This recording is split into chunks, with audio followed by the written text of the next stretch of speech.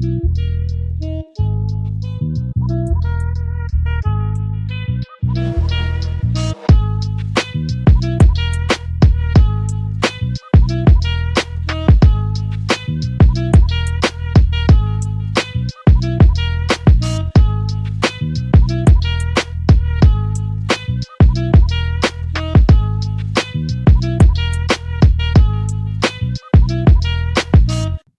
want your eye, man. I want those things you see through. Welcome to Oscar Sunday. I'm Austin Johnson. I'm Connor Eyzaguirre. I'm Caleb J.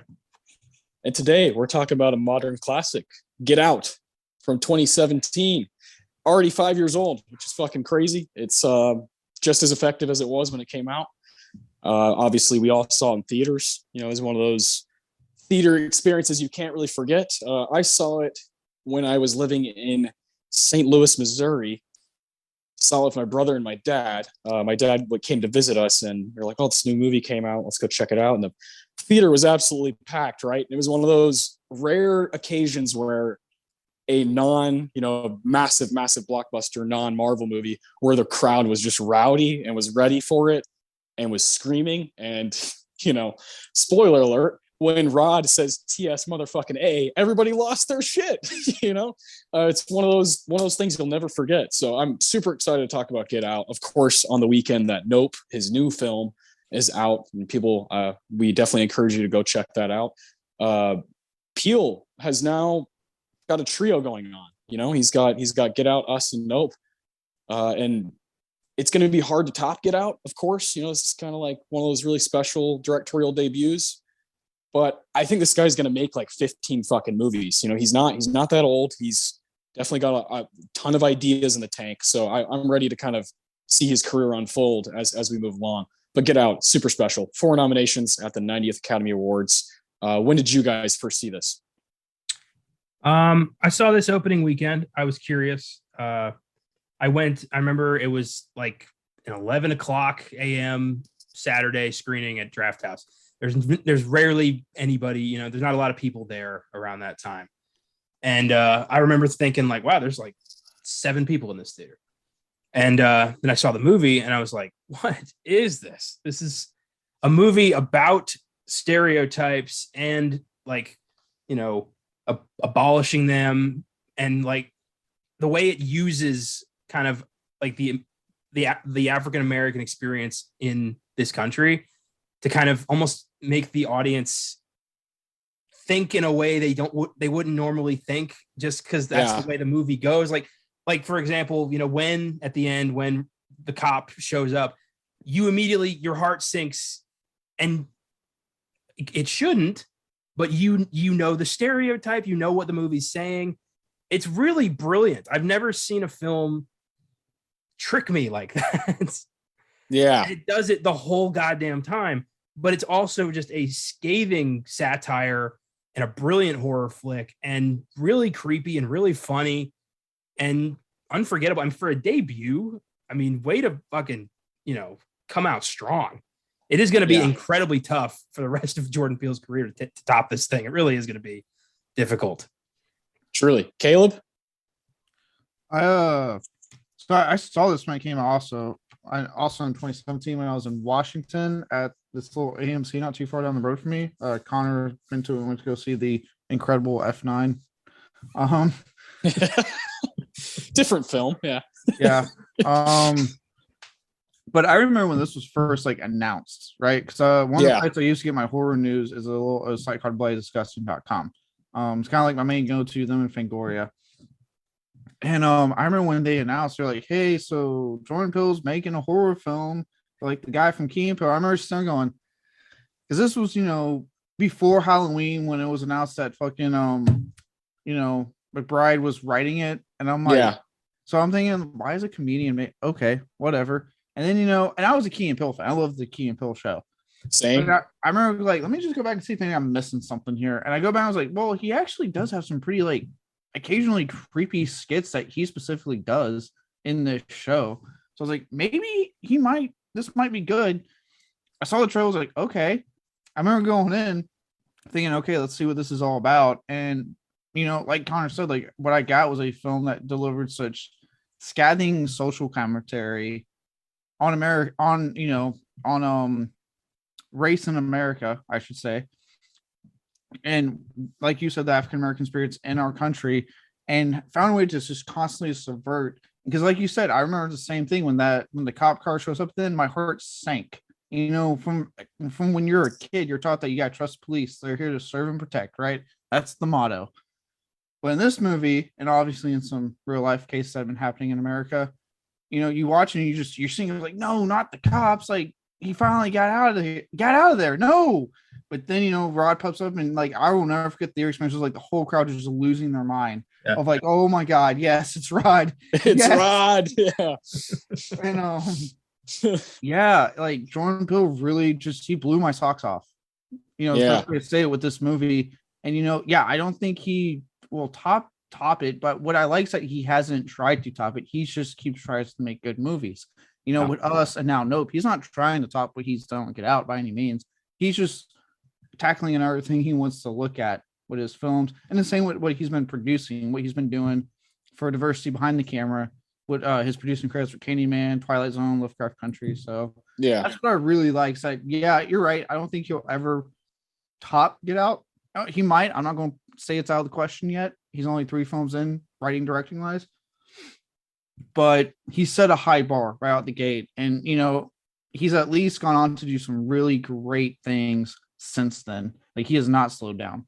Yeah, that's a good point. I think Peele is obviously one of those voices for horror, and he's a cool guy to have. I think he's like a cool guy. I don't mind backing him, and also a huge Key and Peele fan. And you're right. Some of the stuff in Key and Peele, like he knows film, like he knows the history of this stuff, especially horror. Like he would do that Gremlins sketch that they did. Was like this guy gets it. He fucking understands. He's nerdy like us. And so it's really cool to have him. But yeah, man, we're going to get into all things Jordan Peele and all things Get Out, talk about us, talk about Nope in a little bit. But before we do that, what else have you guys been watching besides Jordan Peele stuff this week? What have y'all been getting into? Well, you get Connor first. Yeah, Connor, what do you got? Okay. I mean, I know you watched Better Call Saul, but yeah, I did watch Better Call Saul. I'm also keeping up with the Orville and What We Do in the Shadows. So that's my current TV lineup, and I am enjoying more than usual there for your TV lineup, huh? Well, there's no Marvel and no Star Wars at the moment, so it's quite light. That's funny. But I've also been watching random flicks. I watched on Colton's recommendation this Netflix horror film called Cargo. Oh, yeah, I've heard of that.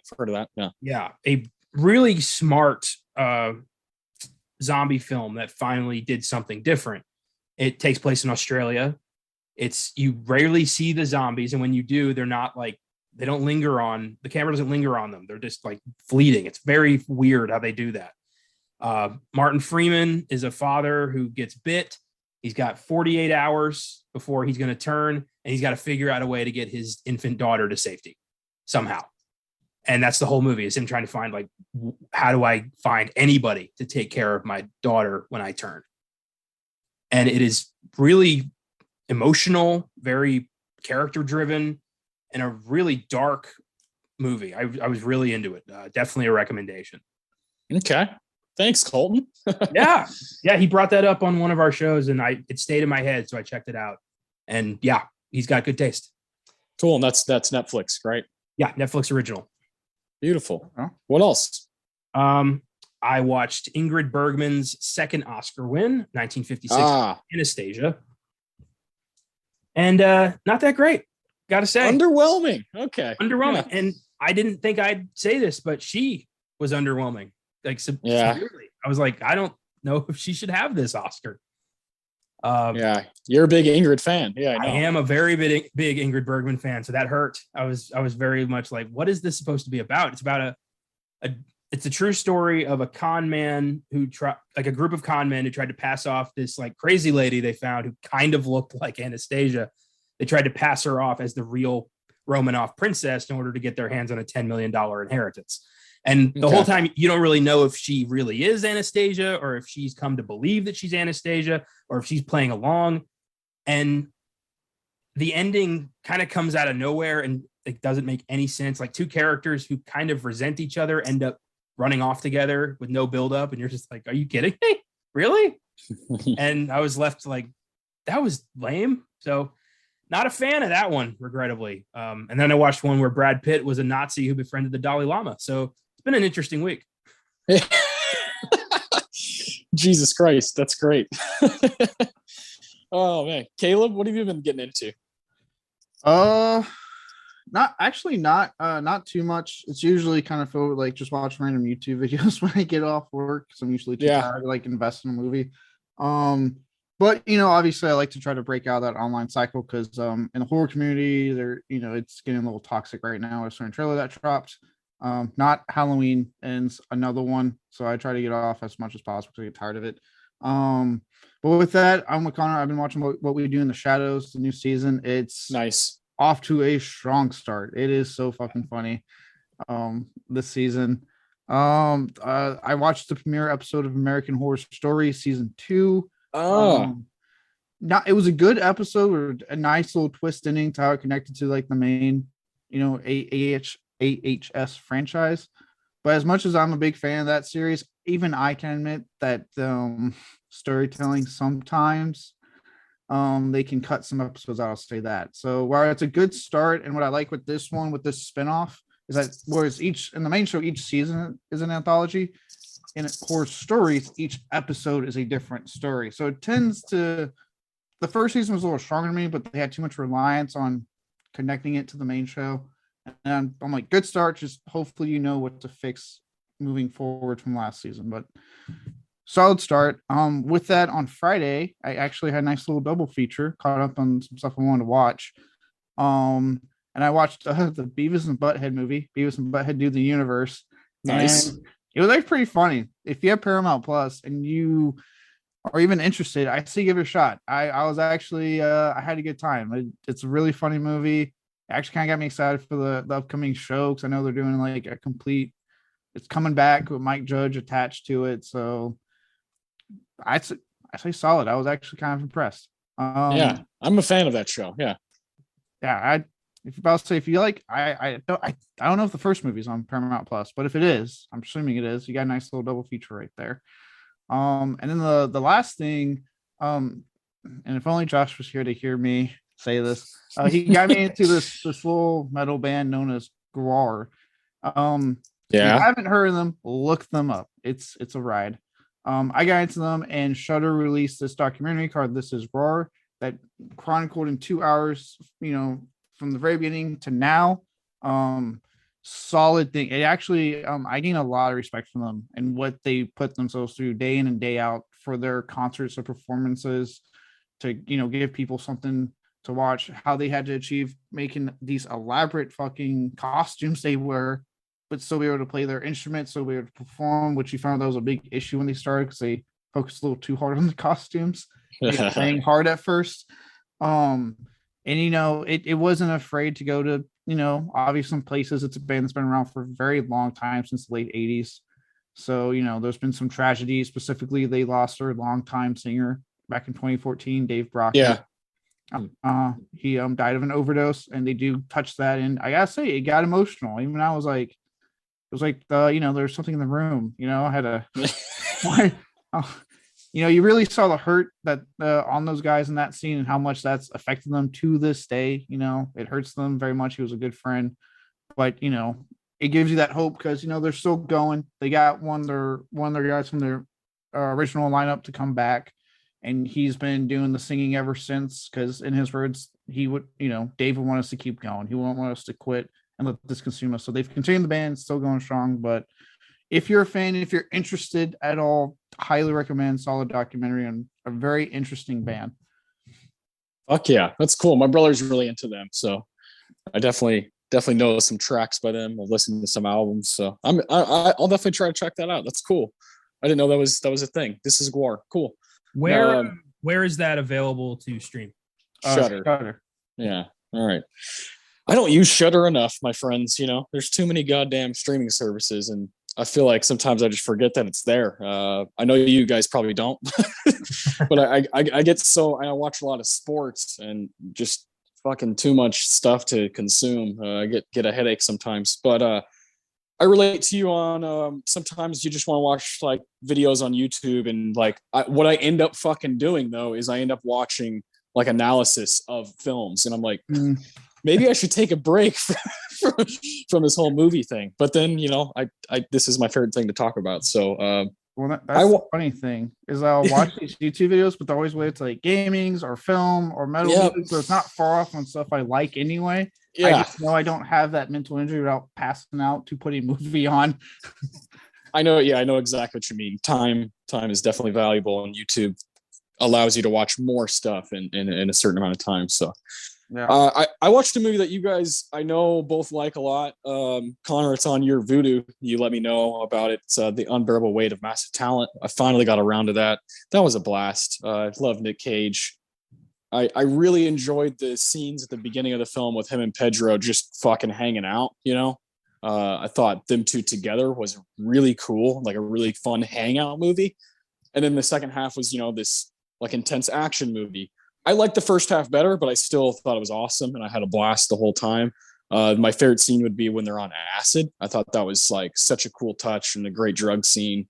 So yeah, if you're a Nick Cage fan, I'm sure you've seen that already, but that was fun. Then I watched a lot of stuff on Criterion this past week. I watched a documentary called Streetwise about these kids, these at-risk teenagers that live in Seattle in 1983.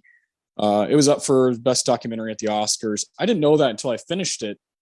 I was kind of surprised because it's such a raw and kind of gnarly documentary that gives you a pretty nasty look into some stuff that's going on there. Really cool images of Seattle, though, like real life Seattle at that time, which obviously was becoming a hotbed for drugs and music in the 80s and 90s. Then I watched Us and Get Out. That we all did that. I watched The Vanishing from 1988. What a fucking crazy movie. I wanted to watch just a random horror movie from Europe that I hadn't seen, and pure psychological horror for sure. It makes you really think about what the hell you would do in that situation. Really, really crazy abduction scene in that movie. Just very, very methodical, and I was blown away by it. I hadn't seen very many Dutch movies, so that was one to kind of cross off, and I thought it was great. And then I rewatched a movie that I've been wanting to rewatch for a long time, and Josh and I talked about this maybe a year ago. We were texting in a group chat. It's called La Haine from 1995, French movie that is just so gnarly, and in my opinion is like the perfect double feature to pair with Do the Right Thing from 1989, Spike Lee's masterpiece. Just when you put, same with Get Out, when you put real words, real things that relate to people on screen, it can just be so effective if executed correctly. So La Haine is spectacular. A 10 out of 10 type movie for me. So that was the last thing I watched last night. And here we are about to talk about Get Out. So it's been a good week for me, just kind of like high quality shit. Really for me, which is crazy, the worst movie that I watched was probably Us. I'm not a huge fan of Us. I like it, but I don't love it. But that's good. If that's the worst movie I watched the whole week, that's a good week. Yeah, dude, The Vanishing has been on my list for a long time. I remember seeing that clip on Bravo's 100 Scariest Movie Moments, the ending of that movie, which is infamous for being so out of nowhere and so fucking bleak. So depressing. It gave me a legitimate fear of that situation. Yeah. And, I found the Criterion DVD a while back, and I just keep meaning to make time for it. But I definitely want to do a whole thing on Filmgazm with that movie. I know I'm gonna love it. Yeah, because it's got the English remake with Jeff Bridges starring in it that apparently is trashed by the same director. And I've always wanted to maybe pair those like for a Filmgazm episode and just kind of dive in. Because man, this is right up your alley. It's 80s. It's weird. It's fucking scary as hell sometimes. And that ending it's one of the most bleak endings I've ever seen in any film, like hands down. I need to check this movie out. I just have quick. I love how like Us was your worst film. for the week because if I didn't, I wish I could say something like that, but I host a bad film show. Yeah. So I watch a bad film once a week on purpose. Yeah. I don't do that. I'm actually watching the one for this week's episode tomorrow. So okay, yeah, we're recording on Saturday night. Yeah. And of course, if you're listening to this, it's Sunday already. You guys have already seen Nope earlier today or whatever, and that's kind of strange. I'm seeing Nope tomorrow when this episode is already out, so weird. But let's talk about us. Let's talk about us and Nope. Before we really get into Get Out. Okay.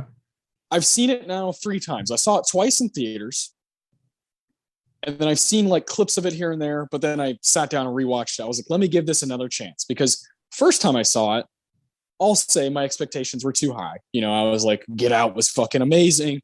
Jordan Peele, here we go, and I'm obsessed with Lupita Nyong'o. Like this is going to be amazing. This might top Get Out. And then I saw that with Connor and my wife Brianna, and all 3 of us were kind of like, damn, like that didn't make much sense, did it? And then I went and saw it in theaters again because I was like, I must have missed something. And I'll admit, I was like, okay, maybe I was too harsh on it. I liked it a little bit more. And then I watched it this time and I kind of felt the same way. So not a whole lot has changed. I think Lupita gives one of the best performances of the decade in that movie. She's fucking lights out. But where are you guys at? Like, how many times have y'all seen it? Like, what's your relationship with us? Well, this was my second time. After I watched it with y'all, I was kind of like, if I don't like a movie, typically I don't really want to go back. That's my, like, I'm like, all right, I saw it. I can say I've seen it. Let's move on. Yeah. But the nature of these shows, stuff's going to come back. And I knew it Get Out, I was going to want to revisit this. So I went out and I bought the Blu-ray on Amazon, came with a code. I was able to put it in Vudu for y'all. Thank you. And there's moments in this movie that are fucking terrifying. Like there's so many great moments in Us, but the whole thing doesn't add up. I think it's too ambitious for its own good. You don't feel the tightness that Peele had with Get Out or with Nope. Like this is okay. Nope beats Us by a mile for me anyway. Okay. All right. But yeah, I'm with you with Lupita. She is amazing in this movie. And I think the misplaced humor kind of fucks it up for me a bit. Like, the way people react in this situation, like they're making jokes, like they're murdering people in self-defense, and they're like, I got the highest kill count. No, I got it. And I'm like, who the fuck would say that? Yeah, you're not Legolas and Gimli. Yeah, like, it's like 8-year-old and like a 15-year-old kid. Like they're not going to be, bragging about they just beat some people to death. I didn't like how easy it was for the girl, the like 14, 15-year-old girl, to just grab a golf club and start killing people. I was like, and with like what? Like no, like crying, or it's just like, I'm just gonna kill these bitches. Like what? Yeah, and I didn't like the lack of explanation for just an entire underground civilization of copies. Yeah. For like the whole human race? Or Like, is this just an American thing, or like it was a cool concept, but not particularly well executed. So after 2 viewings, I'm comfortable putting this away. It was the 4th episode of the Filmgazm podcast ever, and the first one that we did together. Yeah, that's right. So it's a pretty important episode for our canon, but I don't see myself ever watching it again. Yeah. Well, Caleb, I feel like you have differing opinions here. I'm going to have the hottest take apparently now. Okay, let's hear it. I've only seen Us once in theaters, but I walked away really liking it. I'm with you guys. The performances across the board are great. Lupita Nyong'o, obviously, especially when she does the weird fucking doesn't know how to talk on her tethered. Yeah, that's terrifying. I didn't mind the humor, but keep in mind this is someone that's seen trauma films, Full Moon films, stuff by Corman. Like I don't mind weird out of place humor. Doesn't bother me as long as I'm laughing. And I laughed at the kill count thing. I thought it was funny. So the humor didn't bother me. And as far as the ending, I will say I do think the message the message, the ambition, the message overreaches the story, if that makes any sense at all. Yeah, for sure. With that, I was fine not knowing how deep this reached. Sorry, Connor, I didn't need all the. It's just America. I don't care. I know. I was fine with what they gave me. At the same time, though, yes, there was point I was like, this is good, but I do think it's just a little bit almost too much ambition. Like, you should dialed it back. Like, maybe not have them tied to like exactly what they're doing up in the real world or up above, down to, you know, that's, I'm like, there's a lot of logic issues with that. Like, what you're flying, or I'll say, well, if you're fucking, okay, what the hell is it they're doing down there? Shitting, fucking, like you said, in a plane, you know, playing basketball. Like, what happens with like NFL players? Do all their guys just start like hitting the shit out of each other? Like, I don't know. So that part, I was like, okay, maybe not include that they are having to do exactly what they do. Yeah. Stop. And where do they get? They're like dressed similar. Like, where do they get those clothes from? Where does that come from? Where does a beer can come from? You know, like, well, I drew a lot of that from when they mentioned the government started this. So I was like, maybe it's leftovers from when the government was working on this, and then just possibly used out. That's how I took it. But again, like I said, that was my only negative with it. Was, yes, I do think I will say the message kind of, and I get what he's going for, and I understand what Jordan Peele is going for. And I still think the message, for the most part, works. I just think it's a little bit more ambitious than the story being told. Yeah. Yeah. That's totally fair. And look, I mean, you can't take your eyes away. Like, once the movie gets going and you're like, okay, this is, you know, this family, obviously something crazy is going to go down. When they see the other four in the driveway and the dad walks out and is like, I thought I told you. And he's basically doing a Jordan Peele impersonation. He's like, I thought I told you to get out of here. And he grabs the bat. Like, you get chills like across your body. You're like, holy shit, this is fucking weird. And then when they disperse and start walking towards the house, it is like a brilliant home invasion moment. And I love that part. I love how Jordan Peele was able to construct those scenes. As it goes along, I just get a little bit more disinterested. I think it's too long. I think Get Out's about an hour and 40, like, without the credits and all that. And Us is like 2 hours. I think there's just a little too much fat on, and that has a lot to do with what you guys are talking about with the you know, the bigger picture idea. But there are some moments in this that are brilliant, and I do like when we finally see Red and what's the main one's name? Adelaide. Yeah, Adelaide. When they meet and they're dancing, it's like, I've never seen this before, and that's what Jordan Peele continues to do, right? He shows us things we don't fucking see, and let's go ahead and let that bleed into Nope. I haven't seen it, so you guys don't spoil it. It's only been out for a little bit, but just give me like what you liked, what's going on. You like the performances, like the writing, what's up?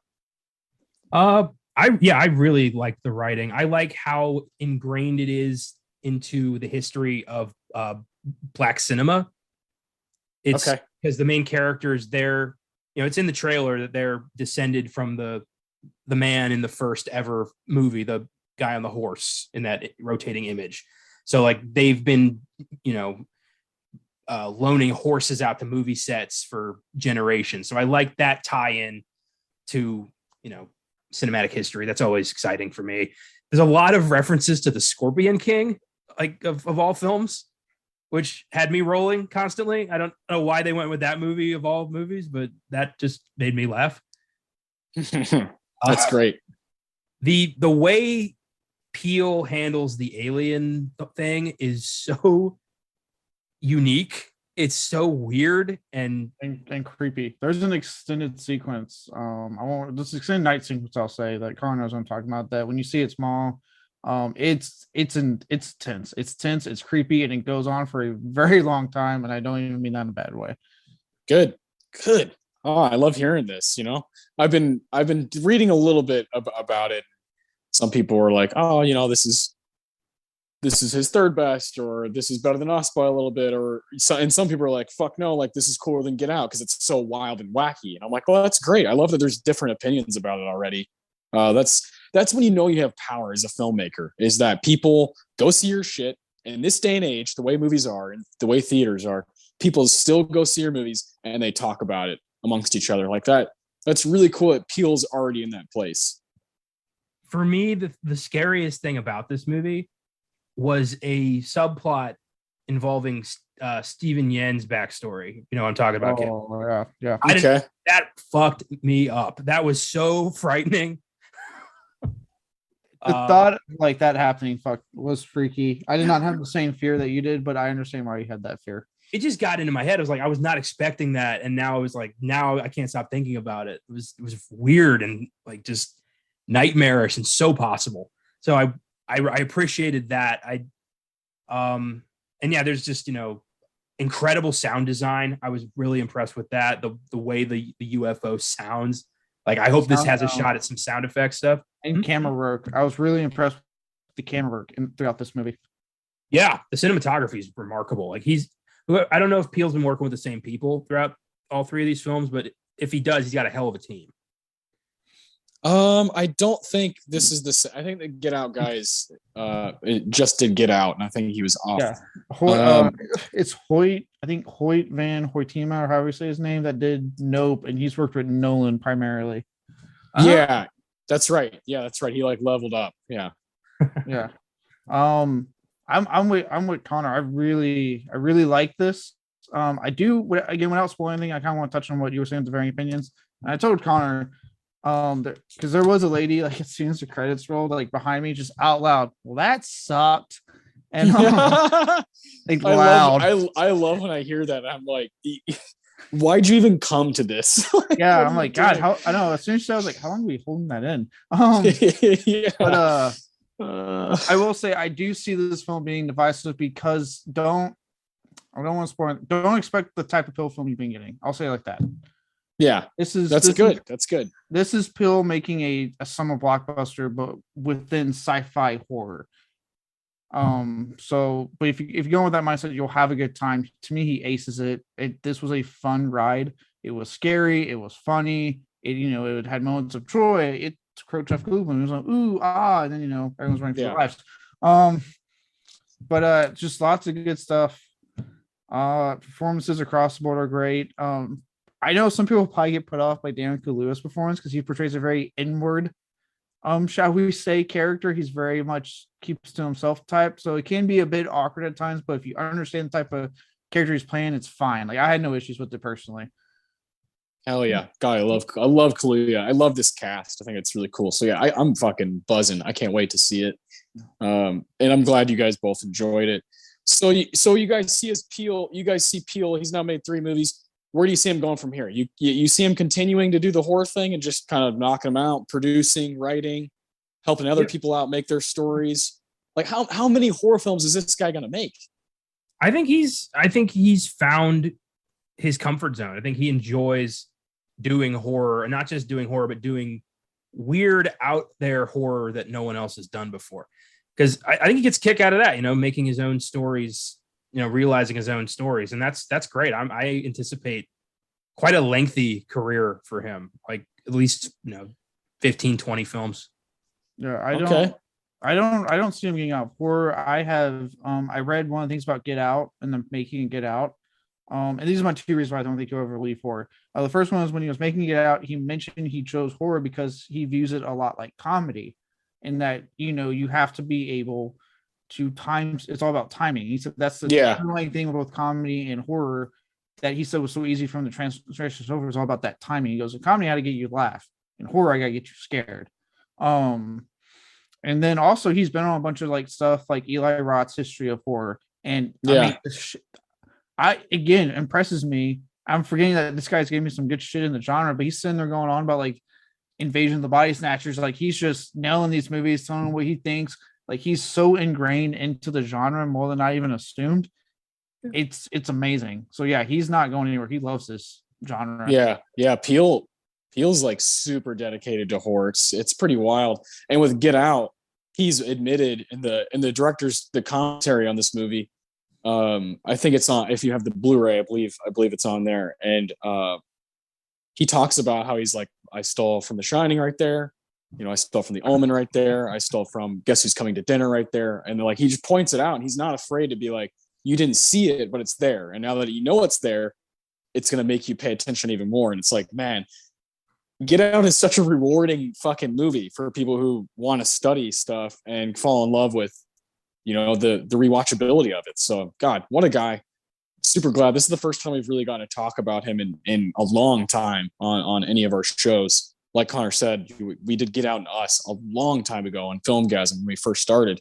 So this is special territory, and I'm glad we get to talk about his new film and kind of celebrate him as a filmmaker. It's cool. Very cool. Connor, you do look like you had something to say earlier. Yeah, it was talking about Peele's connection with horror. There was a recent tweet where some dude called him like the greatest horror filmmaker of all time. Caleb, you were telling me about it. I did tell you about this. It was hilarious. Have you heard about this, Austin? No, I mean, let's hold our horses on that. Yeah. Well, that's like Caleb and I were like, really? I mean, he's good, but greatest? Like, let's 3 films. But the guy let's let him make more stuff. Yeah. Well, the guy said like, Con, tell the story. You got this. The guy was like, there's no horror director ever has delivered 3 great films like this before.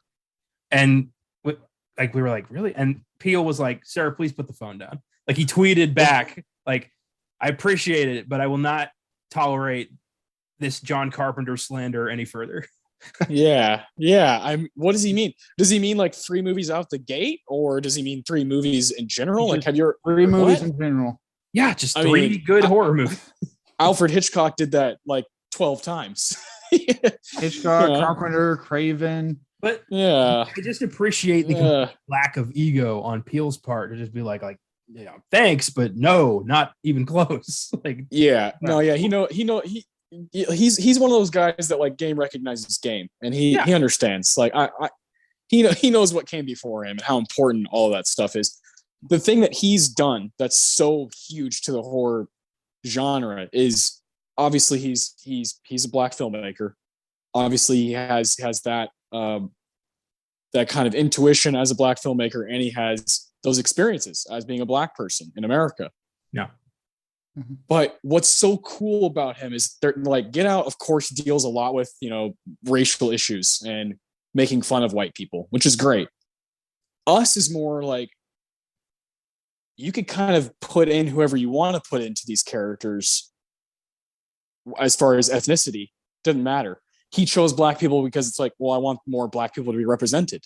That's fucking cool that he does that. It's not just like, let me make a movie that's racially charged. Let's just make a movie that has black people in it the same way that white people have done for fucking decades, Like, that's my favorite thing that he's done, is he hasn't just made a bunch of Get Outs now. He's obviously got different stuff in his bag where he's able to just be a cool fucking filmmaker that has a bunch of ideas, and he's going to be willing to cast people that look different than what we're used to in the horror genre and in genres period when it comes to movies. So I love that about him.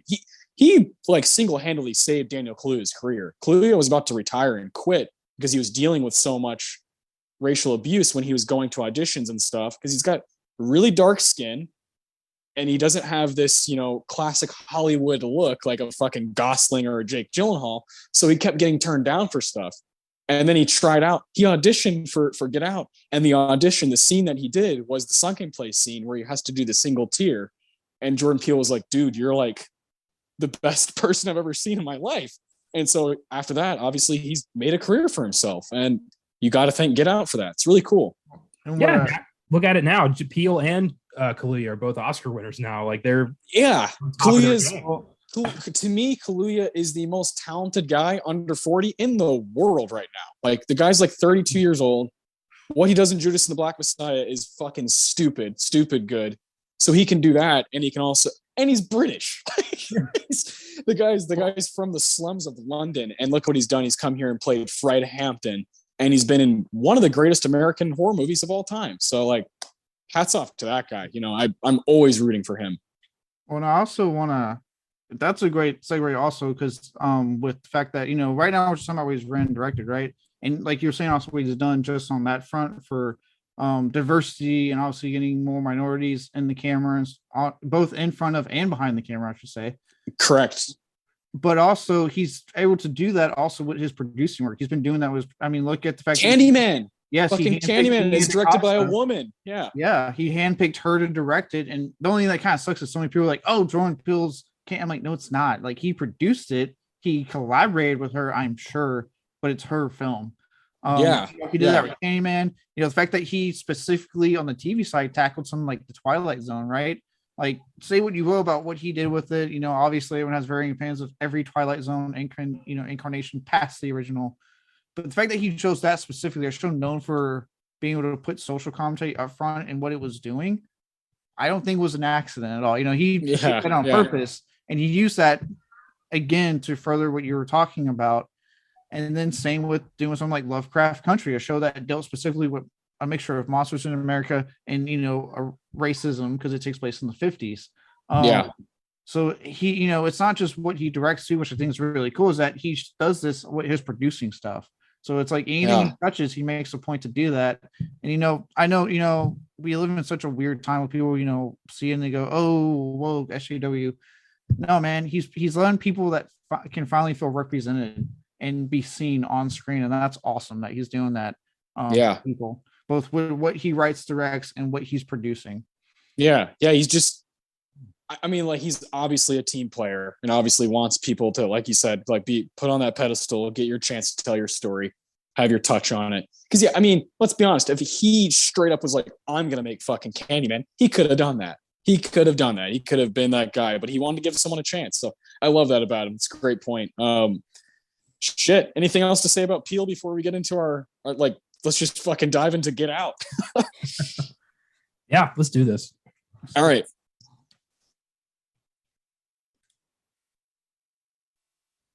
Alrighty then. If we're ready, I'm ready. Let's fucking do this. We got our awards.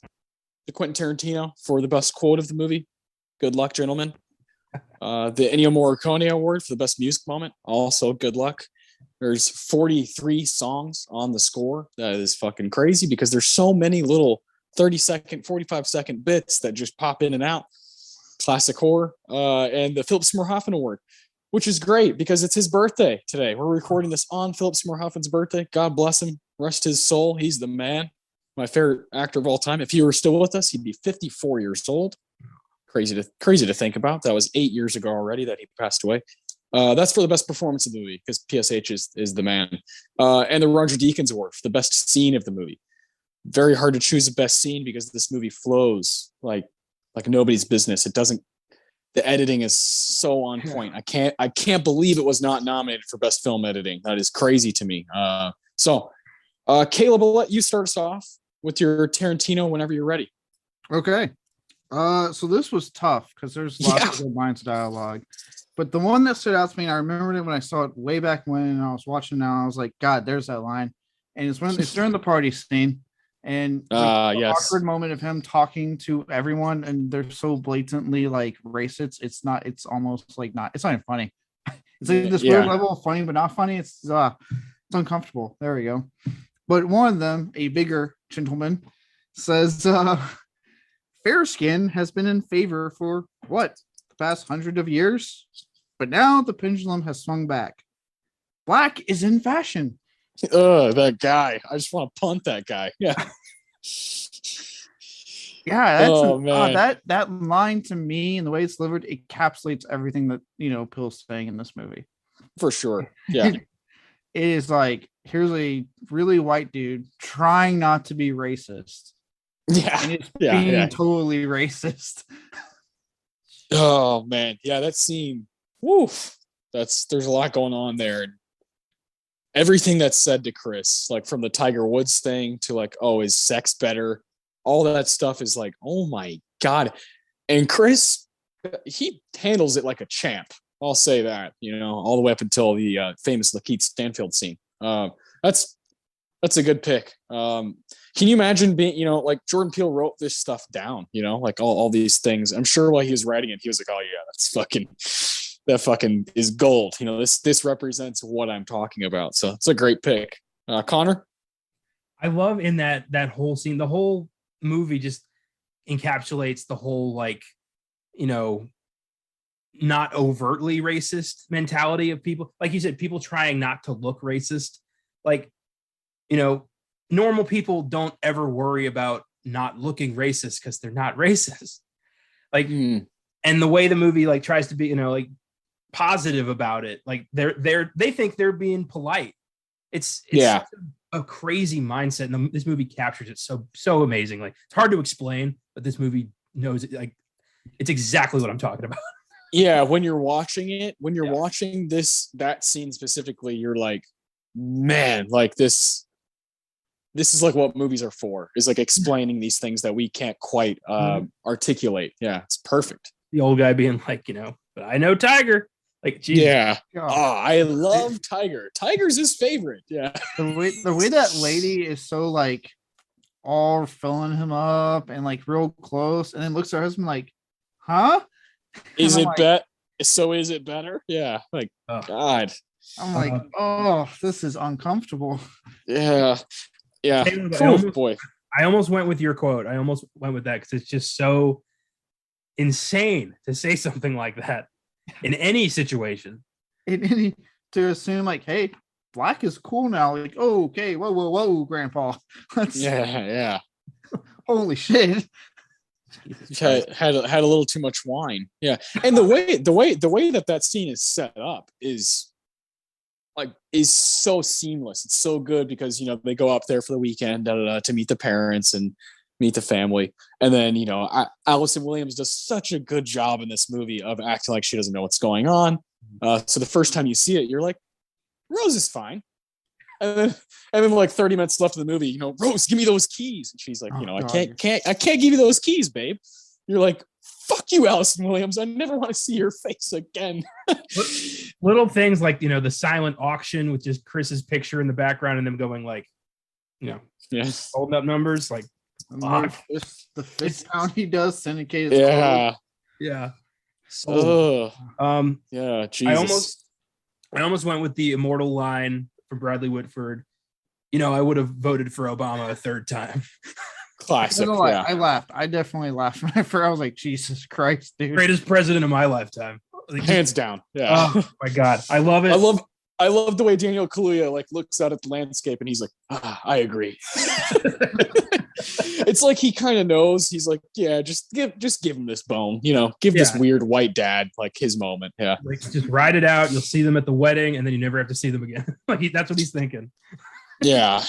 Oh, Jesus. But there was a line that I didn't notice the first time I saw this that had me just like, wow, the implications here. And it's when Chris is getting the tour, and I think you chose mine.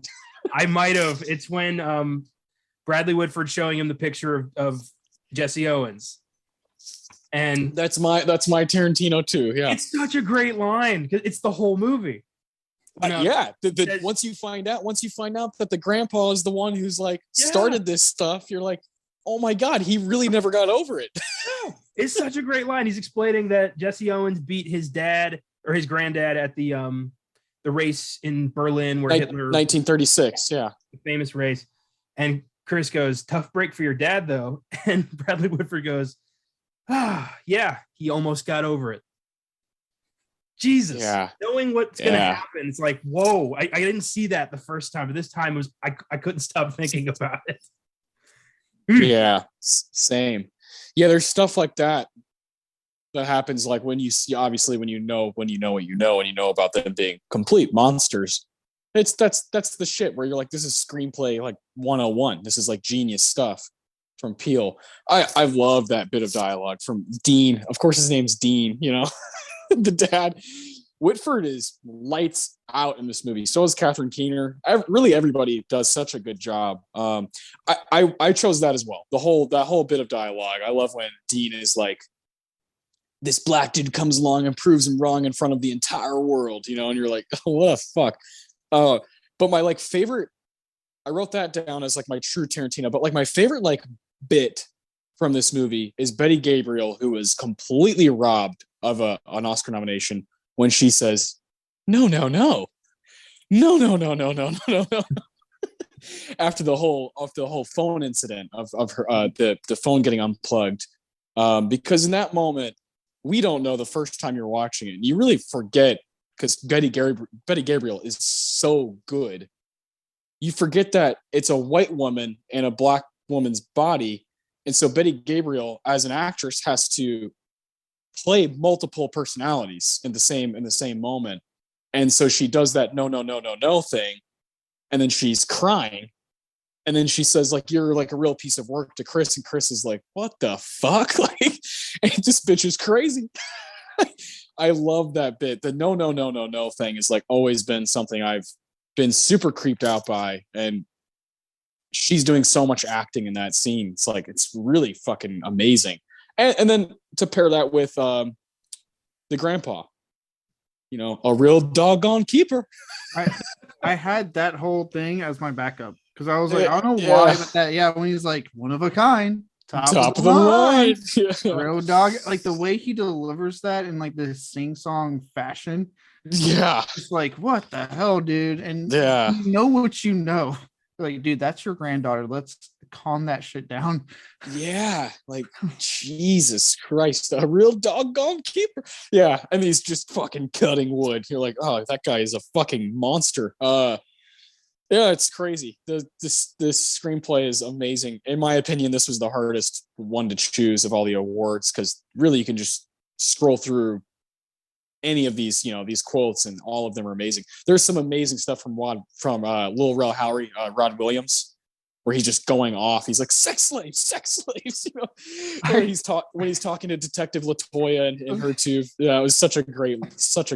When she brings the other two in and she lets them say everything and they just start laughing. Yeah. Oh, brilliant. She's like, don't ever say I didn't give you anything. Incredible. Oh, your boy's missing? No, not my son. Like my friend. My friend's missing. Yeah. Like one of my favorite lines ever, and I easily could have had this, is right at the end of the movie when Rod shows up and he gets in the car and they just sit there quietly, and then Rod, as the best friend, has to inevitably say, I mean, I told you not to go in that house. Yeah. I love when he calls and she picks up and she starts pulling the whole like, you know, you want to fuck me. He's like, no, bitch, I don't want to fuck you. Yeah. I'm calling Chris. She's a genius. She's an evil genius. Oh, yeah. Rod, yeah. Laura Howery is never going to have a role as fucking amazing as Rod Williams, TSA agent. And don't get me wrong, the dude's done some great comedies since then. Yes. Fuck, that Seth Rogen produced thing with the kids and the drone. God damn, I cannot remember the name of it for the life of me right now. I don't think I've seen that. I've seen the one where he's with John Cena. That movie's kind of funny. That movie's really funny. Yeah. You didn't know the one where I forget I have to look it up, but it's a bunch of middle schoolers. So they want to produce it. Dad goes away for the weekend and they break his throne and they have to go get a new one. It's really funny. And Lil Ray Howery plays the dad to one of the kids. And they're like, he's getting divorced, and it's funny. He's like, yeah, so now you're going to have like 2 Taco Tuesdays. You go to her house, you go to my house. That's fantastic. Yeah, he has some wonderful timing, so he does, and I love this character so much. He's great. He's the only friend that he actually has. Are you talking about Good Boys? There we go. Thank you. Good Boys. Oh, I've seen Good Boys. That movie is funny. So funny. I was kind of drunk when I saw it, so maybe that explains why I don't remember the premise. I don't know why I'm mind blank. I was just like, God damn it. But yeah, good fucking movie. Did y'all see a Bad Trip, that movie he did with Eric Andre? Oh my God, yes. Oh, that was funny too. Yeah. Oh, okay. All right. He's got a nice little resume. I loved him in Free Guy. Like, he's becoming one of my favorite comedic actors. He's a great comedic actor. I haven't seen Free Guy. But yeah, Laura Howery has taken over like a specific lane, and you know, he's kind of like the hype guy who's, you know, just like really got that high pitched voice, and I prefer him to, you know, like fucking Kevin Hart, you know. So I'm rooting for Laura Howery. Kevin Hart's really depending on who you get him with. Like with The Rock, he's great, but it's all based off who you pair him with. Yes, I think Laura Howery can kind of work with all kinds of people. You know, obviously John Cena, Daniel Kaluuya, you know, Ryan Reynolds. So yeah, good shout. Love that guy. I don't think he's going to win, you know, the award for the best performance of the movie or anything, but he is great. Let's see. No. Yeah.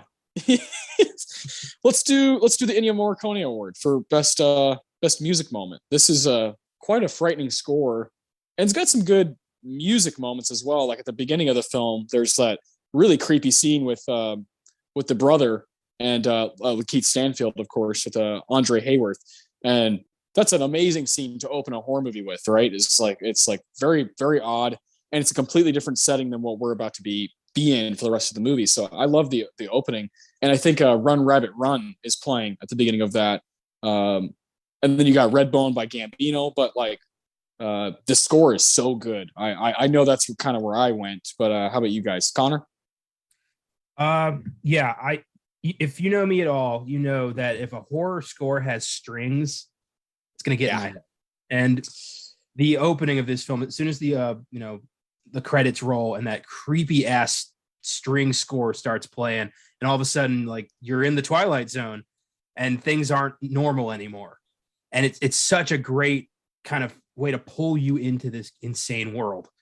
And yeah, I went with that bit. I don't know what it's called, but yeah, it's the creepy ass strings in the opening credits. The opening, like with like the Swahili chants, or no? Right before that, when the title cards start coming up. And you see Daniel Kaluuya and Allison Williams. Okay, all right. The opening credits. I know what you're talking about. I think it's just called Get Out opening title. I think that's just what it's called. Yeah. Good shit. Michael Abels is a fucking. He's got a touch that I really, really enjoy. It's him, and later in the score, there's another guy. I think something Williams. I want to say Timothy Williams. He also worked a lot on the score, so it's kind of like a duo. But Michael Abels gets all the credit. So. Caleb, what'd you choose? Well, I was quiet for a reason because Connor's 2 for 2 and picking the same stuff other people pick. So I also put that opening credit sequence. The whole thing really, from what you were talking about with the strings to the chant. I say I almost kind of got the feeling that Peele was going for like the old school sounding like slave music. That's what it felt like to me. I think that's why I put it. It stuck with me since the film came out. I that's actually the main bit of score I remember to this day from the film, and not that the rest score like is subpar. After this, it's a really good score. It's just this is the part of it that always stuck out to me since the film first came out.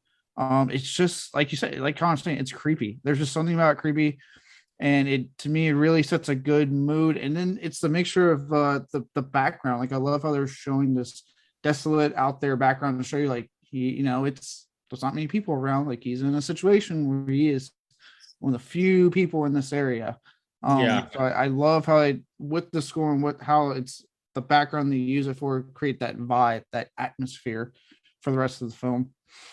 Yeah, it's brilliant. It's like become iconic at this point. That chanting is like it gets under your skin and you feel. And I've looked up the translation of that language, the Swahili version of that song is translating to basically listen to your ancestors, get out of there. Listen to your ancestors, get out of there. It's like, oh my God, dude, that's so fucking cool. Jordan Peele's the man. It's fucking creepy.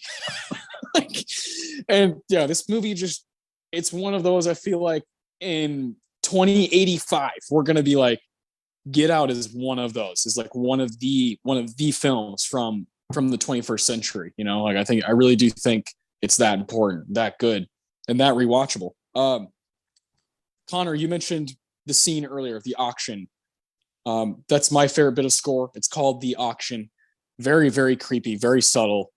Got some strings going on, but the piano in that is like, oh my God, I can't fucking handle it. You're watching Whitford up there, doing the stuff with his hands, and nobody's talking, and they're holding up bingo cards because that's their code word essentially. Around whoever's going to be auctioned off, he says, "Let's lighten up the party. How about some sparklers and bingo?" And then that's when Allison Williams, she hears bingo, and Allison Williams says, "All right, we're going to go on a walk." And that's when she takes the person that's going to be auctioned off away, and then they have the auction. It's like, this is like clockwork for them. Like they do this every fucking year. They auction people off here. And it's just gets under your skin and fucks you up. And when you see Stephen Root, when he gets it and he kind of like looks up, obviously he's blind, but he looks up and the music is like, it's like ticking. The strings are like ticking. It's like a clock. And you can take that in like a lot of different ways. You can interpret it in a lot of different ways. So I love this score. I think my second place would be the Ukulele Song, which is what we hear as Daniel Kaluuya is walking back to the house after taking that walk, and he's about to go back into the second place and back, to possibly get his brain like cut out and whatnot. So super creepy stuff too. And what's the brother's name in the movie? It's escaping me. He's such a fucking prick, and he's actually playing the ukulele on the porch. I know the actors. Jeremy. Landry Jones. I forget. Yeah, I can't remember his actual name in the movie. Jeremy. Okay. Yeah. No, Caleb Landry Jones is wonderful. He's a great actor. But that scene when he's playing the ukulele, I'm like, man, that motherfucker. Like, he's something about him just obviously irks you. He's such a slime in this movie. Yeah. He is so sleazy and just slimy in this fucking movie. Yeah, and it's like it's so fitting that he has like a lacrosse stick. Likes to talk about UFC, and it's funny how the way he dies is by getting wrestled down after talking about UFC. And I love that stuff. Dean dies from that fucking antlers after talking shit about deer at the beginning of the movie. I love when they get theirs from stuff that they thought they knew about. It's so cool.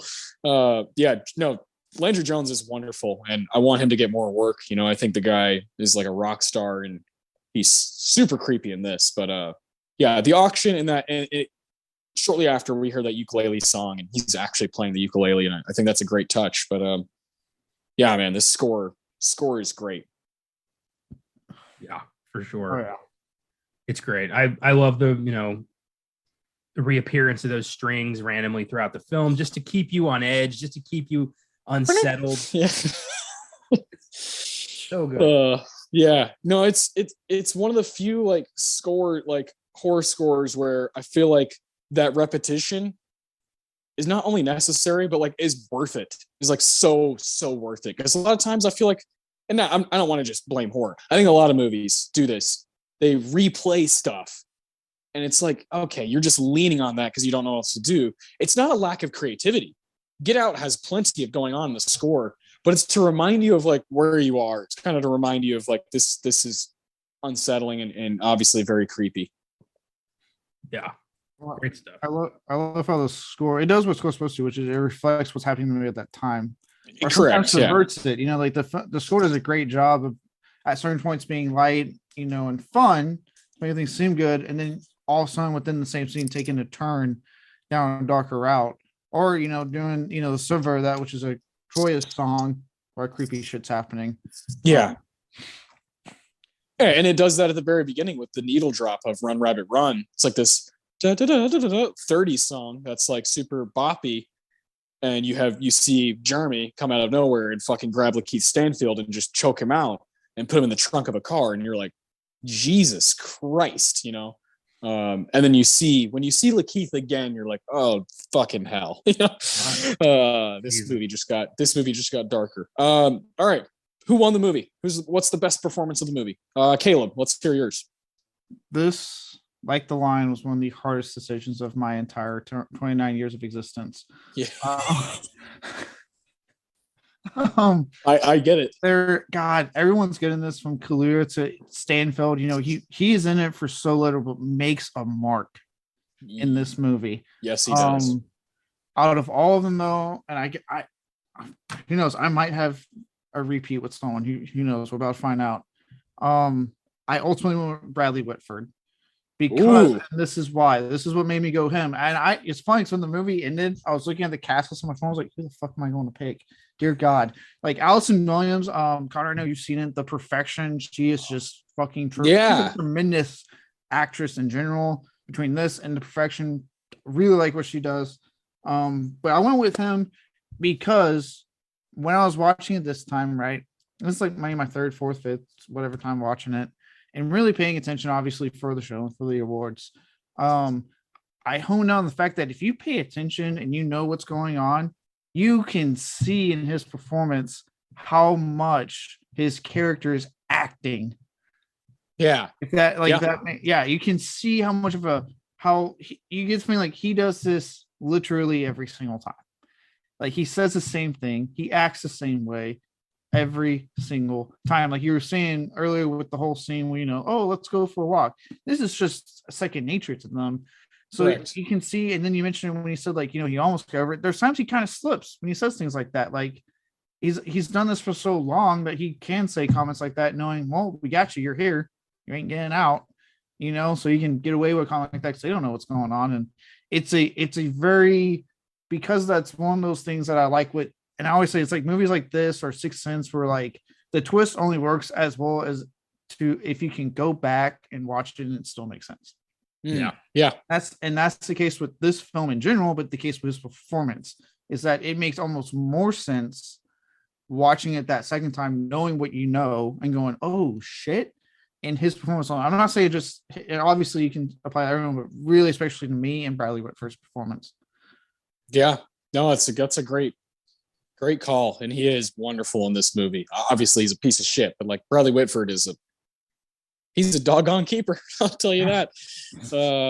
He's amazing. The way he does like so how long has this been going on? This thing. I'm like, oh yeah, my man, yeah, my man. Got the whole Obama comment. I would have voted for him the third time. Best president I ever had, my lifetime at least. I'm like, all right, dude. Yeah. That's great. You can totally see that he is playing a character in the in the movie. Dean is playing a character. Yes, especially when he talks about the deer. That little speech about the deer, it feels so stilted because he's basically reading off cue cards in his pocket. It's like that's great insight, man. That's a good choice. Like, yeah, I like that a lot. Yeah, we actually never really see Dean, the real Dean, for like a very short time. He's because he fucking dies. But like we're always watching Dean playing somebody, and we see Rose snap. We see Rose like snap back, and we see her for more time than we do Dean. And Missy, Catherine Keener, I love her to death, but there's just something off the entire time about her that you're just like, okay, I think she's almost over the performance, and she's like, let's just fuck these people up. I feel like she's almost, Dean is like, he gets off on it. He's like, I love doing this. This is like my job. This is my duty. And it's, God, that's so crazy. Yeah. And you can even see it in facial, if you pay attention to our close-up shots with him, you can see it in his facial expressions too. Like there's just facial expressions where you're like, yeah, he's acting. He is not. This guy's putting on a whole facade. He's so over it. But at the same time, like you said, I think he gets off on that power that he has. I mean, and then when he delivers that speech, we are gods trapped in cocoons. I'm like, oh, he's getting off on this. Well, as soon as he said that line, I was like, he is getting off on this so hard. It's actually kind of creepy. I mean, he's literally a surgeon playing God here. He's created immortality. Like, yeah, of course he's going to go to his head. Really, really fucked up. Oh, God. What a movie. Connor, who do you have for the Philip Seymour Hoffman? This was tough. I juggled a few people. I did have Lil Rel Howery written down briefly. I just love his his juxtaposition in this movie. Like, you've got this crazy dark shit happening, and then you've got this like goofy one-man TSA agent adventure happening over here that ultimately, gels with the story in the best way. But I love that. And he ends up being right about almost everything. I almost had Lakeith Stanfield. Like Caleb said, it's brief, but goddamn, does he make an impact? Just the facial acting in The Flash, from going from, white man to, trapped in my own head. You can see it in his eyes and in the way he's holding his face in that one brief second he turns. It's such a brilliant bit of performance. But ultimately, I did give it to Daniel Kaluuya. Same. Yeah, there's no contest here. He is just acting circles around everybody. Frame by frame, we were with Daniel Kaluuya on this gnarly ride, and God, the guy's a fucking amazing performer. That sunken place scene, it's like I've never the way his eyes are.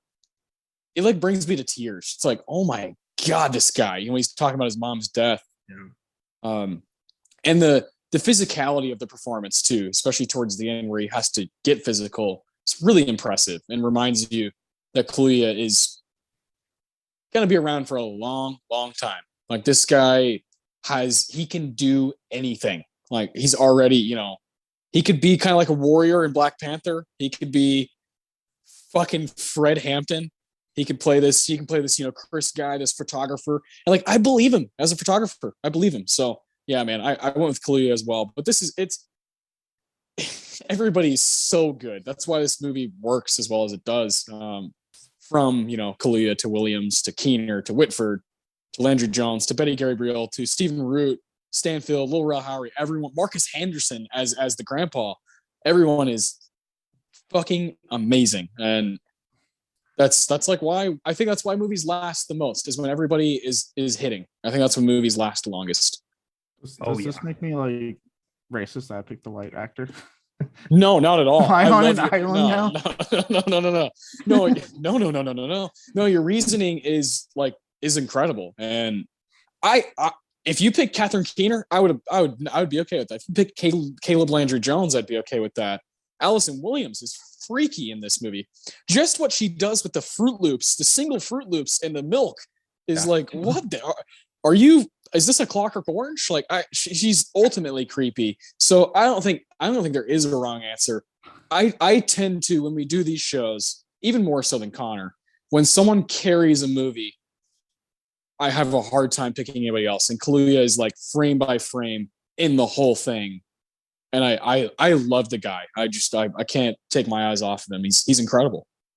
That cereal thing you brought up with Allison Williams is so weird, but so true to the character, because it is the ultimate, like, a level of racism that is so wild. Like, she literally is separating the white milk and the colored cereal. Like, that's what she's doing. Yeah. I mean, what the fuck? Meanwhile, having the most uncomfortable phone conversation as you see her clearly acting. Yeah. No, oh God. And you're like, yeah, but she's stoic, all body stoic, and you're like, oh. And behind her is the wall of victims, her trophies. Yeah. So she hung those motherfuckers up after he left, and she's wearing like a white turtleneck that I'm like, no, you're I need you to die. I can't have you leave this movie. This was hard because, yeah, like I said, Darren Kaluuya, I usually try to go outside the main actor because obviously the main actor is going to act circles around everyone else. Mm-hmm. But this one, it was tough because Kaluuya is fucking just crushing it. Yeah. And that one scene alone when he's like during the getting hypnotized and he's crying stuff, like, holy shit. Yeah, it's fucking crazy. I can't believe he does, like, that scene is so lights out.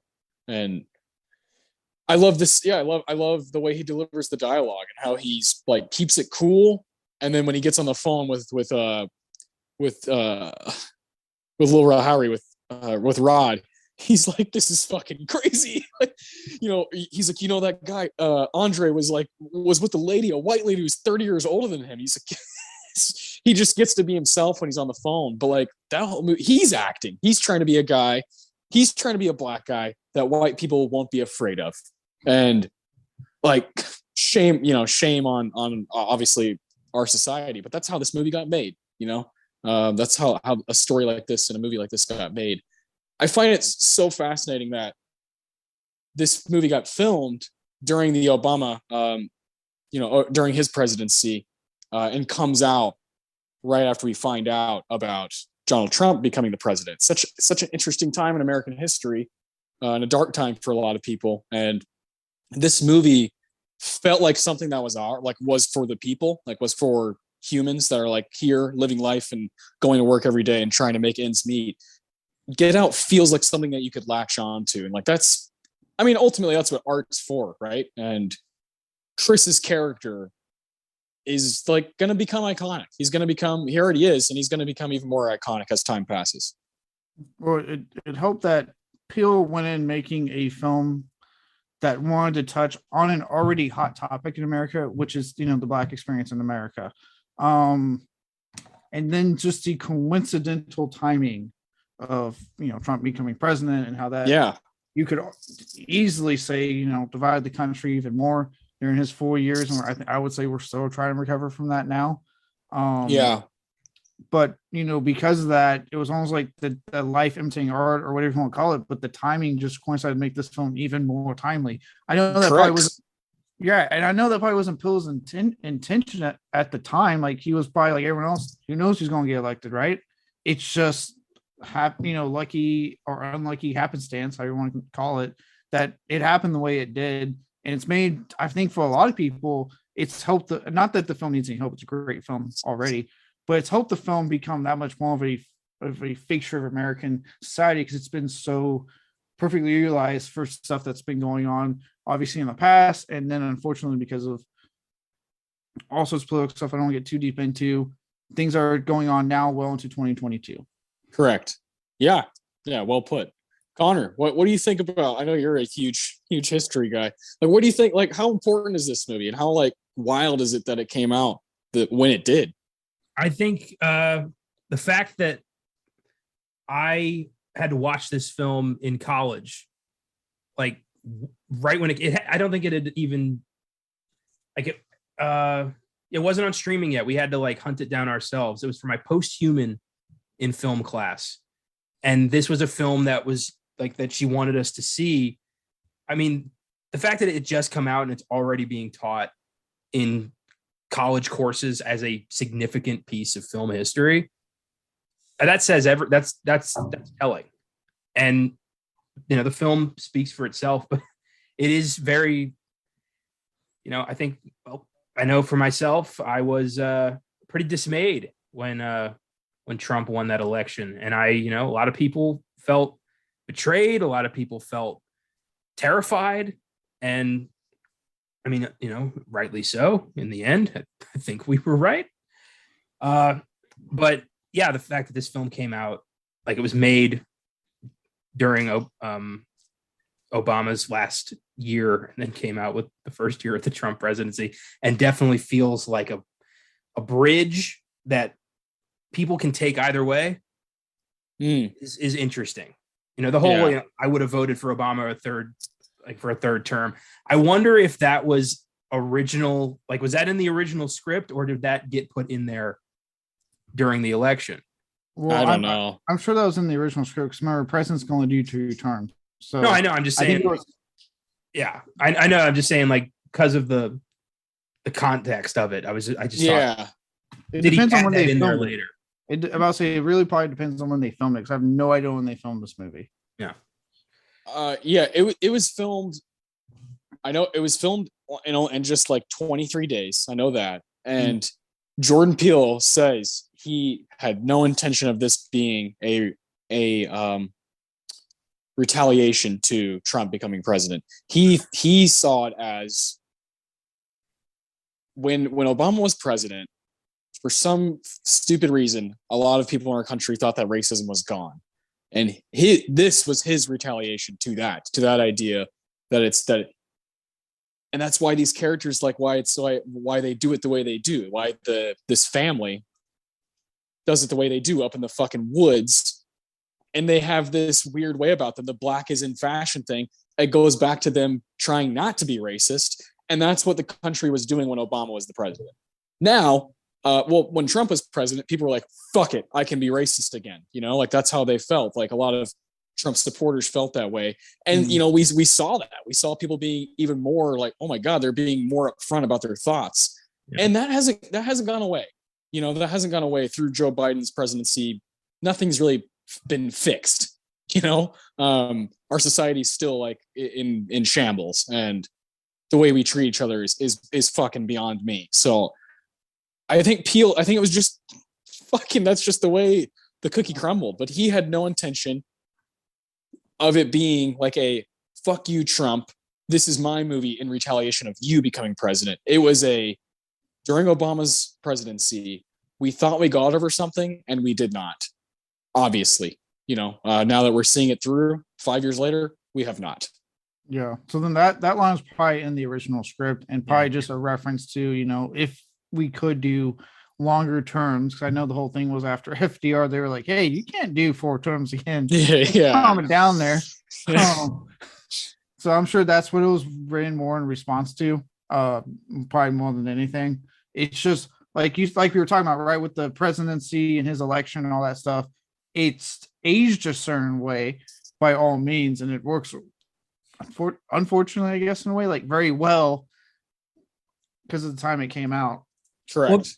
Well, the line also has nothing to do with Dean's political views. It's him telling Chris, like, hey, I supported a black president, so I'm cool. Yeah, cool. Yeah. There you go. Yeah. It's doing it's doing that older white person thing. Yeah. Where they like to be like, I'm not racist. I have black friends. Yeah, exactly. My black president. It's like, okay, that's not how it works. Yeah. I have no problem with gay people. My neighbor's gay. Yeah, like that whole idea of, well, I know somebody or my friend or this. It's like, if you have to even bring it up, you should probably look in the mirror just for a couple seconds. And I think that's what it's playing off of. Dean is supposed to be that guy who thinks he's down. I'm down with black culture. It's like, and Chris knows that. He's not fucking stupid. He's not like, oh yeah, Dean's a great guy. He loves black people. He's definitely thinking like, this guy's saying this because I'm standing next to him and he wants me to feel some sort of, comfortability while I'm at his house. Which is another reason Bradley Whitford has an argument for being the best performance of the fucking movie. Like, he is so scary good. The more we talk about it, I'm like, God damn, Bradley Whitford. I didn't know he had it in him. The guy's amazing. Jesus, this is good. Good. I'm enjoying what you guys' takes on this movie and the stuff in and out through it. Let's finish off with the best scene of the movie, the Roger Deakins Award. Caleb, I'll let you start here. This is hard. This is just so difficult. There's a lot of great moments. So take it away. All right. So I wrote down so many scenes. All right. I had such a list. I had the whole escape sequence because it's such a riveting, engaging, like, yes, get the fuck out of that house. Yeah. Fuck them up. Yeah. Yes. I mean, just the way, like, when him and Catherine Keener look at each other because the fucking teacup's right there. And I'm like, he just bats it away, and I had that. I had the whole party sequence ran down because it's so uncomfortable. But what I ultimately went with was, and we kind of talked about an extended sequence a little bit earlier in Nope. And if there's one thing, obviously we all love Jordan Peele. I know there's probably some distractors out there, so you can say what you will about him, but dear God, the man knows how to do extended horror sequences well. And that's why I picked this particular scene. That's when Chris sneaks out at night to go take a smoke. Yep. Weird shit happens, and then he goes and gets hypnotized. Just that whole sequence from when he sneaks out to when he gets hypnotized is perfection. And an already damn near perfect film. The way, Grandpa just runs at him and then goes off, and you're like, what the fuck? And then, like, the whole just hypnotizing sequence, how Peele is playing with all these different visuals to really make you feel it, and the showing of the sunken place. Like I said, Kaluuya's performance in that specifically, like, he's already great in this film, but that scene alone, holy shit! When he's having to, under hypnosis, tell her what happened to his mom, and he's just like, the tears are coming out. It's acting, if you will. That that snobbish film, the snob film hat, acting. Yes, an actor. It's just a really great extended sequence. I chose the same thing. Connor, what'd you choose? Connor, we're probably 3 for 3. We're not going to be 3 for 3. We almost were. But I changed my mind at the last second. But I do love in that scene when Kaluuya is Chris is trying to get up. He can't do it. He doesn't want to answer these questions. You can see it in his eyes. He's like, I don't want to talk about this, but he can't fucking help it. It's such a great, just unsettling scene. They quickly show him hits nails, digging into the couch, which plays out like, again, fucking great. Correct. Fucking script writing, right? Mm-hmm. Seeing fucking him doing the thing with his hands on the couch. Yeah. Oh yeah. Yeah. And I smoked for years. I smoked cigarettes for years, and oh boy, I've been in situations, not obviously not like that, but like when you want to just go outside for a smoke, but you're around people that are obviously judging you for it. And for that to happen, for this fucking giant 6'5" dude to be sprinting at you, and then you're like, what? Okay, well now I don't want to smoke. And then you go look in the house, and Betty Gabriel is like fixing her wig, and he's like, the fuck? Like, what's wrong with these people? And these two people are the only two black people in sight, at this house. He's like, we don't know. He doesn't know what's going on yet with these two people. And then, yeah, Catherine Keener and him, it's like a showdown for the ages. When she says sink, and like her voice gets deeper and he actually goes into the floor, you're like, oh my God, like, how has that not been in a movie yet? How is this sunken place idea and this kind of like being outside of your own consciousness, like, how has that not been in a movie yet? So that's the stuff that Jordan Peele does in this movie that's why you have to hand it to him. Like, this is just such a great job from him for giving us something that should have been like in our entertainment history already. Like, it's that good. Well, I love during that hypnosis scene, you mentioned it with the smoking, how they look down and so hard, but that scene when she's like, that's my daughter, Chris. I'm thinking it's a smoke. Yeah. I'm not saying like, it's healthy for you, but tell her she's a grown woman, get out of the fucking room then. Yeah. I get it. Like, it is stupid. And it's like it's a bad habit or whatever. But like, smokers know that. They know that. Yeah. And so for you to like sit there and be like, that's a nasty habit there. Like, I'm aware. Like, it's you saying that is making me want to go over there and smoke a whole fucking pack. So like, shut the hell up. Like that's not how it works. It's like, it's a game it's a mental game. You have to like master yourself, and you have to kind of constantly battle yourself every day. And like, people who don't get it just don't get it. And so like, Catherine Keener and Bradley Whitford do a great job of just degrading him, like for the at the beginning of the movie. Jesus Christ, yeah. What a scene. Like, that's when Keener is like, oh, I can act, like Catherine Keener is like, I can go toe to toe and I can be creepy as hell. I didn't know she had it in her. I love Catherine Keener, but I did not know she had that in her to do that, the sunken place scene. I didn't know she could go there. What I love is we see hints kind of here and there, like essentially her role in this whole scheme that they're doing.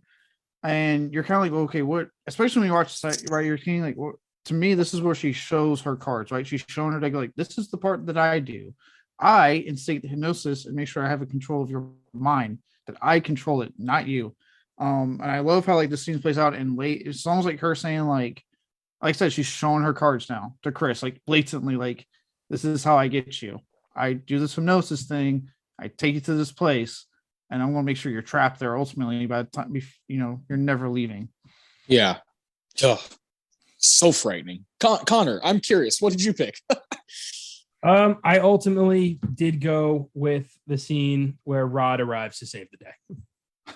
Yeah. Because I remember the roller coaster of emotions that I felt when I first saw that. It's such a great, the way that's done is so good. He's literally strangling Allison. Chris is strangling her. And then you see the red lights, you hear the siren, you're like, oh shit, it's that cop from earlier. He's going to prison. And then you just see airport on the car and you're like, yes, yes. You just start cheering. You can't help it. You're like, he's going to get out of this. And then, Rod's just like the greatest friend ever, who's just like, get in the car, TS motherfucking A, we handle shit. Consider this handled. Yeah. They probably stopped on the way home to get some fucking food, and like you just know Rod's like, I got you, dude. Like, we'll stop. I'll get you some beer. You can tell me all about it. I believe you. Like, I'm the only one on planet Earth who's going to believe everything that you just said, that you went through. Yeah. God, what a great friend. I'm just glad this is the ending they went with and not the original planned ending. Because like, I don't get me wrong, I have no issues with dark, bleak endings. I watch plenty of horror films. I don't have issues with it. But in this movie and what the story they're telling, I'm like, no, you made a good choice going with this optimistic ending. Because that I know Peele feels the same way. I know he did an interview that said they changed it because he's like, I didn't want to do that to the character. He's been through so much. And he goes, the original just feels like a betrayal to everything I built up. So that's why I changed it. And it would be betrayal to Rod. All the work that Rod does throughout the whole movie, it'd be like, well, what was the point of his entire plot? It was like, are we never going to see him again? Are we not going to get closure with him?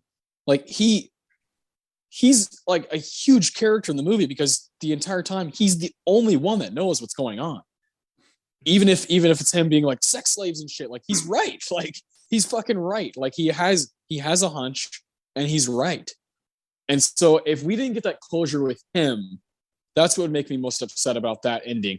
I mean, when the car pulls up, Daniel Kaluuya puts his hands up like it's a cop. I mean, like in the movie, Chris Washington is like, I might get shot right now because of the way this looks. You know, like there's a white lady on the ground. I'm on top of her. He puts his hands up like that, and that's such a sad thing that's his initial reaction when he sees those lights is to put his hands up.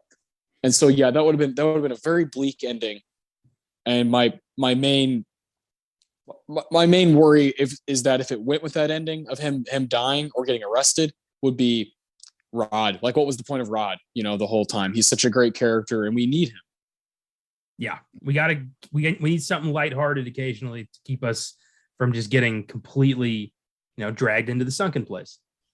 Yeah, and it gives you one of the best lines of the movie. I'm TS motherfucking A. We get shit done. Like it's such a cool, and like that has culturally changed TSA forever. I worked at the airport after Get Out came out. And people that worked TSA thought they were hot shit because they're like, yeah, fucking Rod, like and like that's great. I love that. I think that's so funny. Oh, that's great. You guys ever hear the fan theory that this is a sequel to Being John Malkovich? I have. I've gone deep into that rabbit hole. Oh boy. I don't care to talk to it's one of those things that, like on a Saturday, I was just like, I think I'm gonna go into this really deep. Yeah. It's wild. Even Peele was like, there's something to that. Yeah. Yeah, it's too much. Look that up. It's fucking crazy. Just it is kind of the nexus between these two movies. So definitely worth checking out. Yeah, both great movies too. So be a fun double feature. God damn, what a great movie. I'm trying to think. I think we've talked about like every scene by just going through these awards and kind of talking about it all. I do. Okay, one scene that I do love that I don't think we've talked much about is when Stephen Root and Daniel Kaluuya meet, and he's like, and Stephen Root's like, ignorance. He's like, what? He's like, all of them. Like, they don't know what real people have been through, And he talks about his art dealing and how he's lost his eyesight. And so the whole reason for him being at the auction is like, I want my sight back, so I can be back to where I was. I love the dialogue between them two because Stephen Root does such a good job of acting like he's on his side, like we're boys. And when Chris says shit ain't right, man, shit ain't fair. And Stephen Root's like, damn right, shit ain't fair. He kind of says it in the same tone that he does. And it's like, man, like what a masterful scene. And you're kind of like, the first time you see it, you're like, this guy's not so bad. This blind guy. And then you're like, motherfucker, like you're one of them too. Like, it's like one of those moments of like, God damn it. Everybody's in on it. He's like the only one at the party that actually doesn't try to not be racist. He just talks to them like a normal person, like, oh, you're Chris Washington. I've seen your, I'm aware of your work. I really like it. He just talks to him like a human being, and you see Chris get comfortable with him. He's the only one throughout until the end, obviously, when he gets revealed. Yeah. But he's the only one, white dude, he gets comfortable with that whole sequence, like, because it's the only person that's just talking to him like a person and is listening. Yeah, exactly. It's like such a genius scene. That one, and the moment that Kaluuya, when Chris goes into that little weird like storage thing in Rose's room and finds all the pictures, is like, I get chills just thinking about it right now. That's such a fucking crazy scene. And then he still is like, all right, let's find the keys. And Rose is like, oh, I can't find them. And he's like, let's do this on the go. And they go downstairs. And that's when he starts screaming like Rose, give me the fucking keys. You know, like, God, that scene is so fucking crazy and so powerful. The pictures. And then when he sees Betty Gabriel, he sees that she was like in a gay couple with this girl just to get her there to take over her grandma's body is like, it could start hurting your head, you know, if you look at those pictures too much, man. It's fucked up. I did have that scene written down initially, just finding the photographs and looking through them. After you heard earlier in the movie that he's the first black man she's ever dated, and then you just see so much photographic evidence that she's been lying to him the whole time. And that's when you realize, like, he is in no shape or form safe here, and he can't trust anybody. Yeah, and the guy who's playing the grandpa, Marcus Henderson, that actor, when he breaks, when the camera goes at him and he breaks, he's like, I'm gonna kill this bitch. Because she fucking brought me into this. So for that little glimpse of like freedom that he has, he's like, I'm gonna fucking kill her, and then I'm gonna kill myself, because there's no way in hell I'm gonna be an old white dude for the rest of my life. It's such a, like, oh my God, everything stacks on top of each other so perfectly. So that scene is really important when you see all the pictures of just the connection and the darkness of the vastness of this project, this business they have. How many times this has happened? Like, Chris is like the, you know, it's old hat now. Like, this isn't the first or second or third or even 10th time. This is just business as usual at the Armitage household. It's so fucked up. And that's the scariest part to me, is how fucking casual it is to everybody. And that Chris has to live with that for the rest of his life, knowing all these people are they're fucked. Like, I don't know how to save them, you know, other than occasionally go up to them and take a picture with my phone. But that's, you know, like, that's so crazy. Like, how is he not going to think about Andre Hayworth for the rest of his life? Yeah. Oof. Yeah. I half expected for Jordan Peele to pull like a cameo and be in one of those pictures, and he's not. Yeah, like him and Key, like, both went there. Yeah, like, that would be great. Awesome. Oh my, yeah, that would be great. He somehow gets like Michael Key's like, hey man, I'm doing my movie. You want to be in a picture real quick? Yeah. But oh God.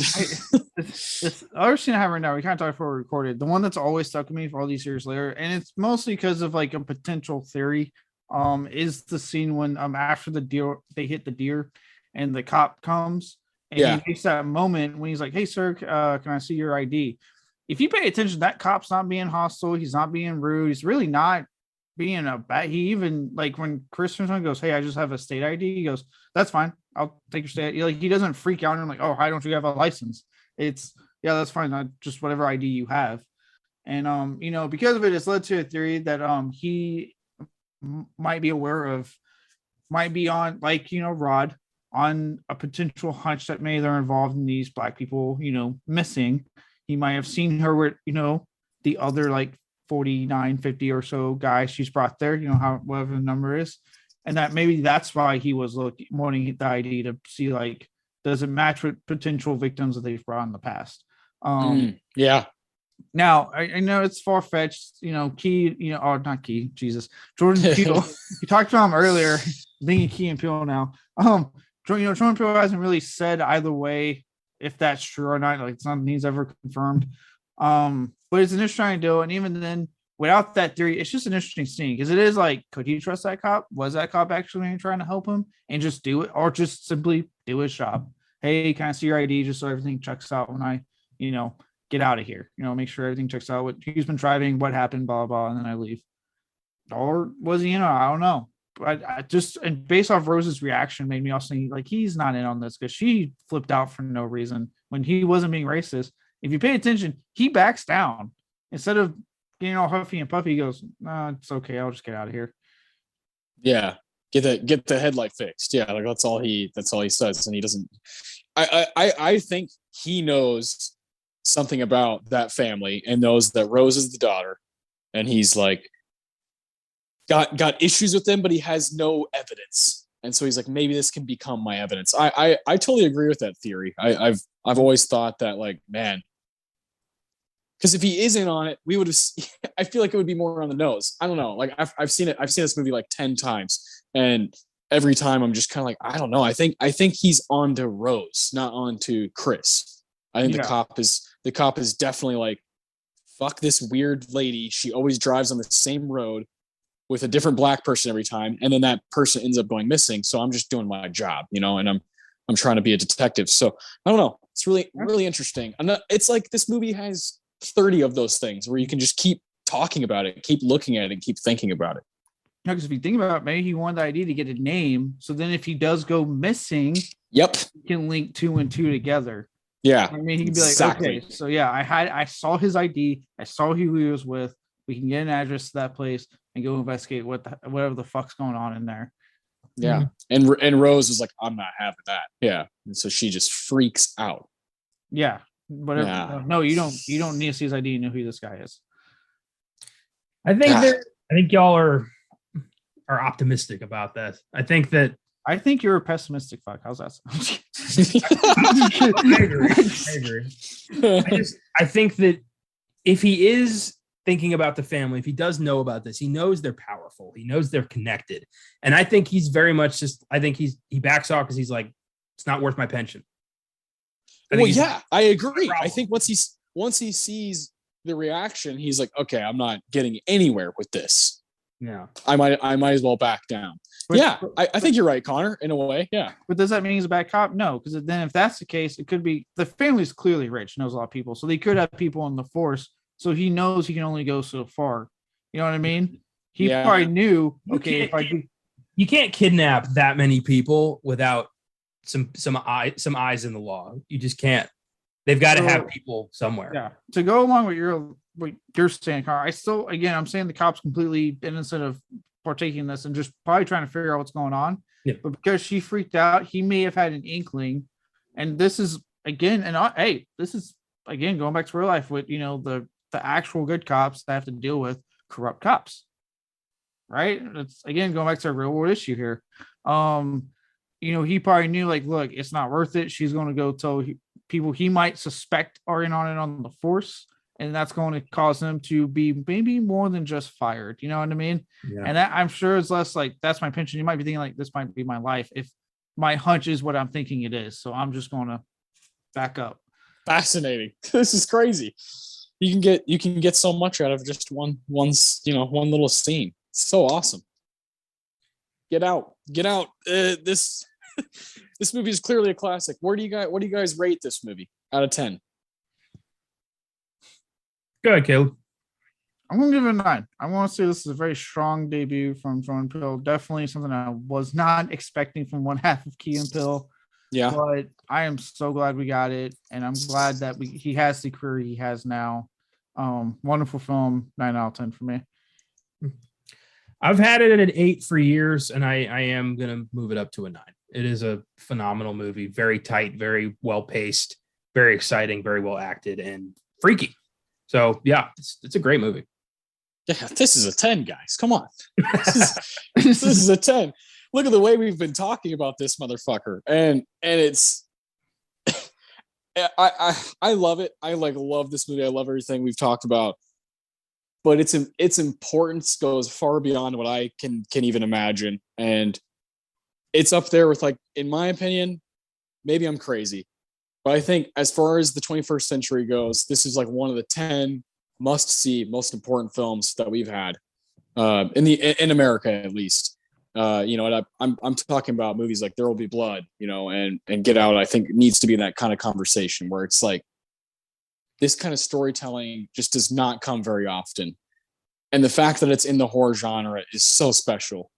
So I'm obsessed with this movie, obsessed with what it represents and how much you can get out of it each time you watch it. That's a big part of it. So obviously, I think it should have been up for more stuff at the Oscars. That's just how I feel always. I think all three of us can say that, honestly. I think it should have fucking ran this ceremony. It did not. It should have. It only won Best Screenplay, was up for Best Director, Best Actor, and Best Picture. So I think we're all in the same boat with screenplay. So let's knock that one out first. The winner. It beat Big Sick, Lady Bird, The Shape of Water, and 3 Billboards Outside Ebbing, Missouri. I like those other movies, but no fucking chance here. I haven't seen The Big Sick. And I think the only real competition here was Three Billboards. And I appreciate the Academy giving this to Jordan Peele. It's a big win for him, big win for horror. It's an awesome screenplay and thoroughly deserved this win. You can tell he'd been working on this for a long time.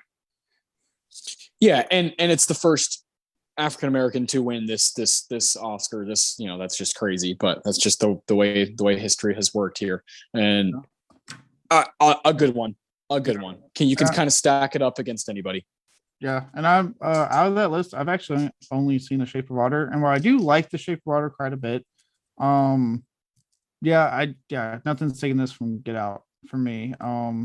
Regardless of the drama behind the scenes from the Oscars about it, it's a well-deserved win as far as I'm concerned, and I'm very happy for Peele on getting this. Yeah, I think getting that it helped him greatly for the future, for moving forward. It gives him this thing of like, oh, I've won an Oscar for my writing. Therefore, these production companies are like, all right, let's keep giving him chances. I think he's worth it, and he's proven to continue to be worth it, as we talked about at the top of the show. So yeah, I think we're all on the same page there. To me, the competition would be The Big Sick. Actually, Connor, I didn't know you hadn't seen that. The movie's awesome.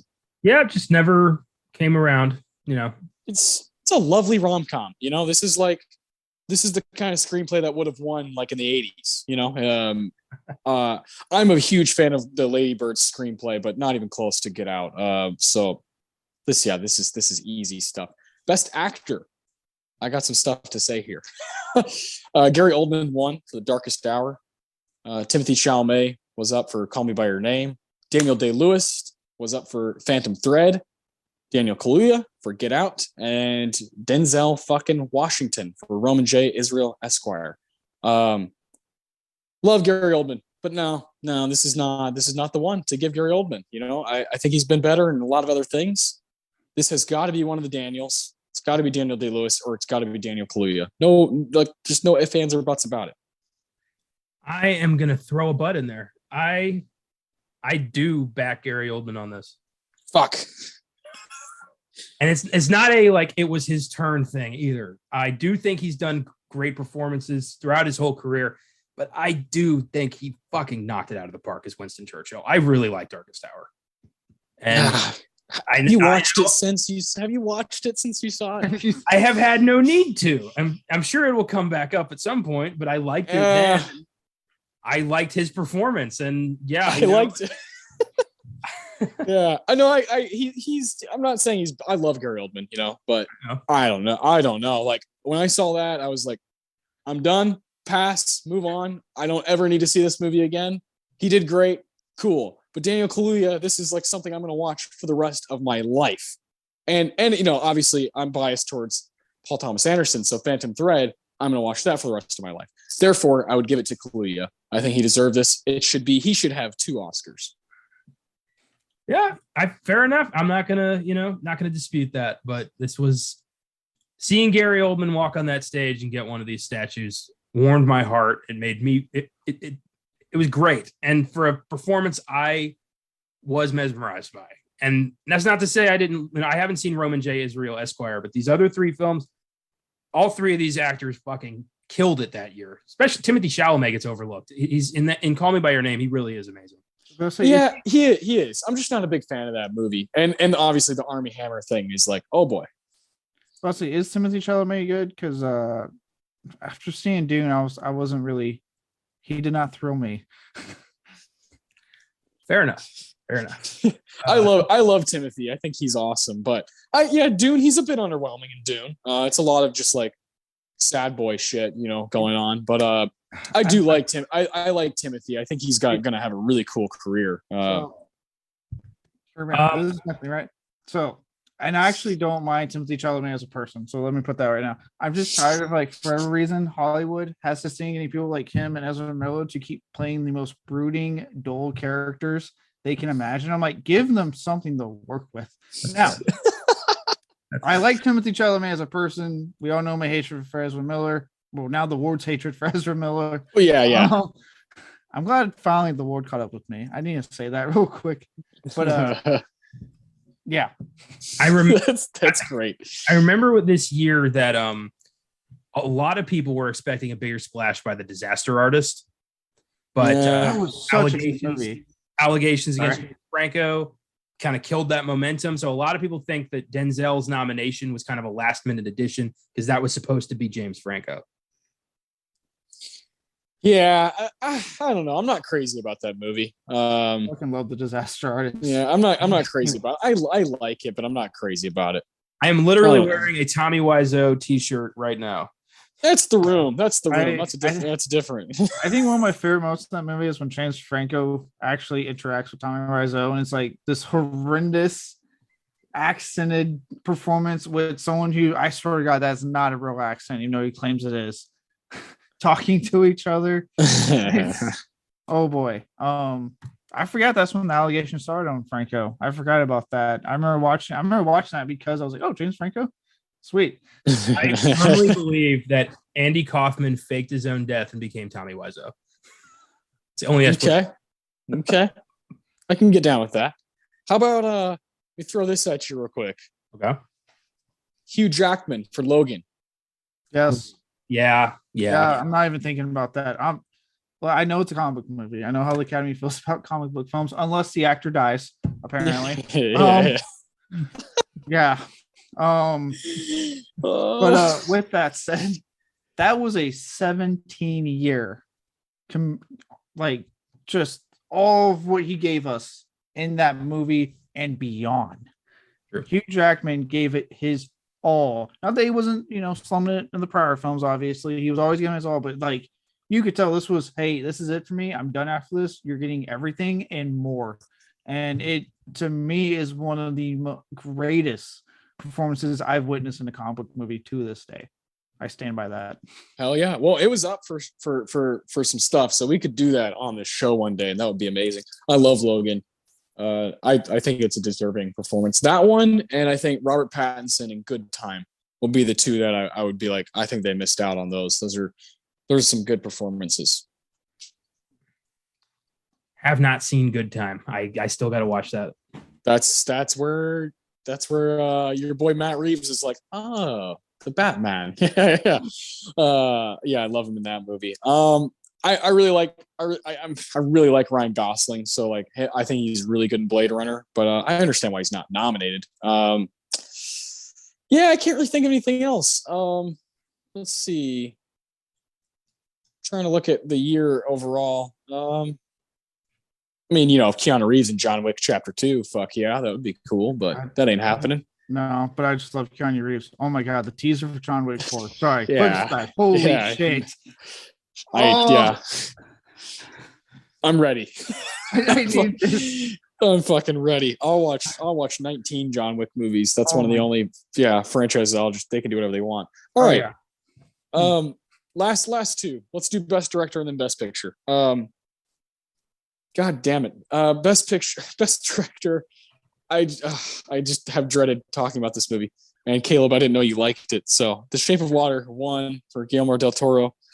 Christopher Nolan, Dunkirk, Jordan Peele, Get Out, Greta Gerwig, Lady Bird, and Paul Thomas Anderson, Phantom Thread. Really cool group of people. Very unique group, and definitely represents some amazing different aspects of film. I just don't really like The Shape of Water. I think it's fine. It's not that I'm like, this is a bad movie. I just think it's fine. And when it won Best Picture, I was like, come on. 30 years from now, are we going to look back and be like, what? What? Are you serious? It's good, but it's not great. And I don't like when good, not great movies win stuff. I do really like Shape of Water. I know you're a huge fan of Del Toro. I know. I'm a huge fan of Del Toro. I was really, really happy to see Del Toro get it after all these years. And I do think I personally think this film's going to hold up as one of his greatest in his catalog and his filmography. Okay. I think it'll stand the test of time. With that, I'll do my hot take. I'll counter, so you're not alone in your hot take. And I'll say that I absolutely despise Dunkirk and don't like that he got nominated. Interesting. Okay. I've only seen Dunkirk twice. Why do you hate it? What's so bad about it? It's so goddamn boring to me. There's not a main character, so I'm not following anyone. I think it's Nolan to an extent. I don't like his sound design to an extent. I think he favors being as loud as he can without doing it to where I can still hear dialogue. And I think this is some of the worst case of it in Dunkirk, especially Tom Hardy with that fucking thing on his face, and they did nothing for you to hear what he says. So it's just like, I'm like, okay, shitty Bane. Yeah. I was like, okay, man, I didn't hear a fucking thing you said. So that's my hot take, is that I fucking hate Dunkirk. I was fighting to stay awake during it. I was not a fan. Okay. All right. So would your vote be Del Toro or Peele? You know what? As much as I like Del Toro's Shape of Water, my vote would be Peele. I do try and get out a stronger film. Okay. Yeah, that'd be my vote as well. Connor, I know you're not voting Lady Bird, so what's your take here? Do we all have a film we don't like in this category? Yes, we do. I love these. I don't love Dunkirk. I do like it. I'm not a big Christopher Nolan guy, but I did like that one. I thought it was just like, I'd never really seen a war movie like that. Love Get Out. I like Lady Bird, and I really, really like Phantom Thread. So this is a decent group for me, but I think Jordan Peele just takes it like pretty easily. So to me, this is not about who made the better film. This is about the direction. And I think Jordan Peele did a great job with Get Out, but Del Toro crafted a weird, fantastical romance in a way I'd never seen before with The Shape of Water. And regardless of your thoughts on the film, you got to give Del Toro props for what he accomplished with this movie. And I was just so happy to see him get one, to see him get recognition after decades of getting spit on by studios, of getting budget slashed, of never getting really respect from mainstream Hollywood, and then to get an Oscar for Best Director. That meant something, and I was very happy to see that. You know what, man? You guys like this fish sex movie, and I love how that's what people boil it down to. Like, I didn't know I was going to be alone in this one. I didn't know you guys liked it. I I'm not feel saying like it should I'm have not won going Best to Picture, but I think it's a good movie. You know what's funny though? You mentioned, and this I won't touch on real quick, is that the studios constantly just being basically dicks to Del Toro. Yeah, what's amazing is that he won this Oscar, right? He's doing his next film. For those who don't know, because you probably didn't fucking watch it, Nightmare Alley. Nightmare Alley is way better than Shape of Water. Well, wait, and I like both. I'm gonna say that I like both. But what I fucking hated was the studio took this movie in a whole month that they had every other weekend to work with, because they moved it up, not back, up. And they went, hey, let's open up with Spider-Man No Way Home, because everyone's going to want to watch both. I'm like, how is it this man finally gets Oscar recognition, right? And even someone here like me who doesn't really care, but I'm like, hey, awesome, hell yeah, Del Toro, you finally fucking got it, man. And then the studio goes, oh yeah, we're still going to fuck you over, dude. Yeah, just fucking yeah. It's like, all right, man. Like, did you guys not learn it? But fucking God bless Del Toro. He doesn't get deterred. He keeps on trucking. He keeps on doing what he can because he just loves making movies. So God bless the man. Yeah. But it does piss me off a bit that they were like, yeah, let's just, we don't care if you won an Oscar. We're going to open movie against Spider-Man. I hope you people see it. I do love that two unofficial students of Carpenter were up against each other here. I do love that. Yeah, that's neat. Yeah.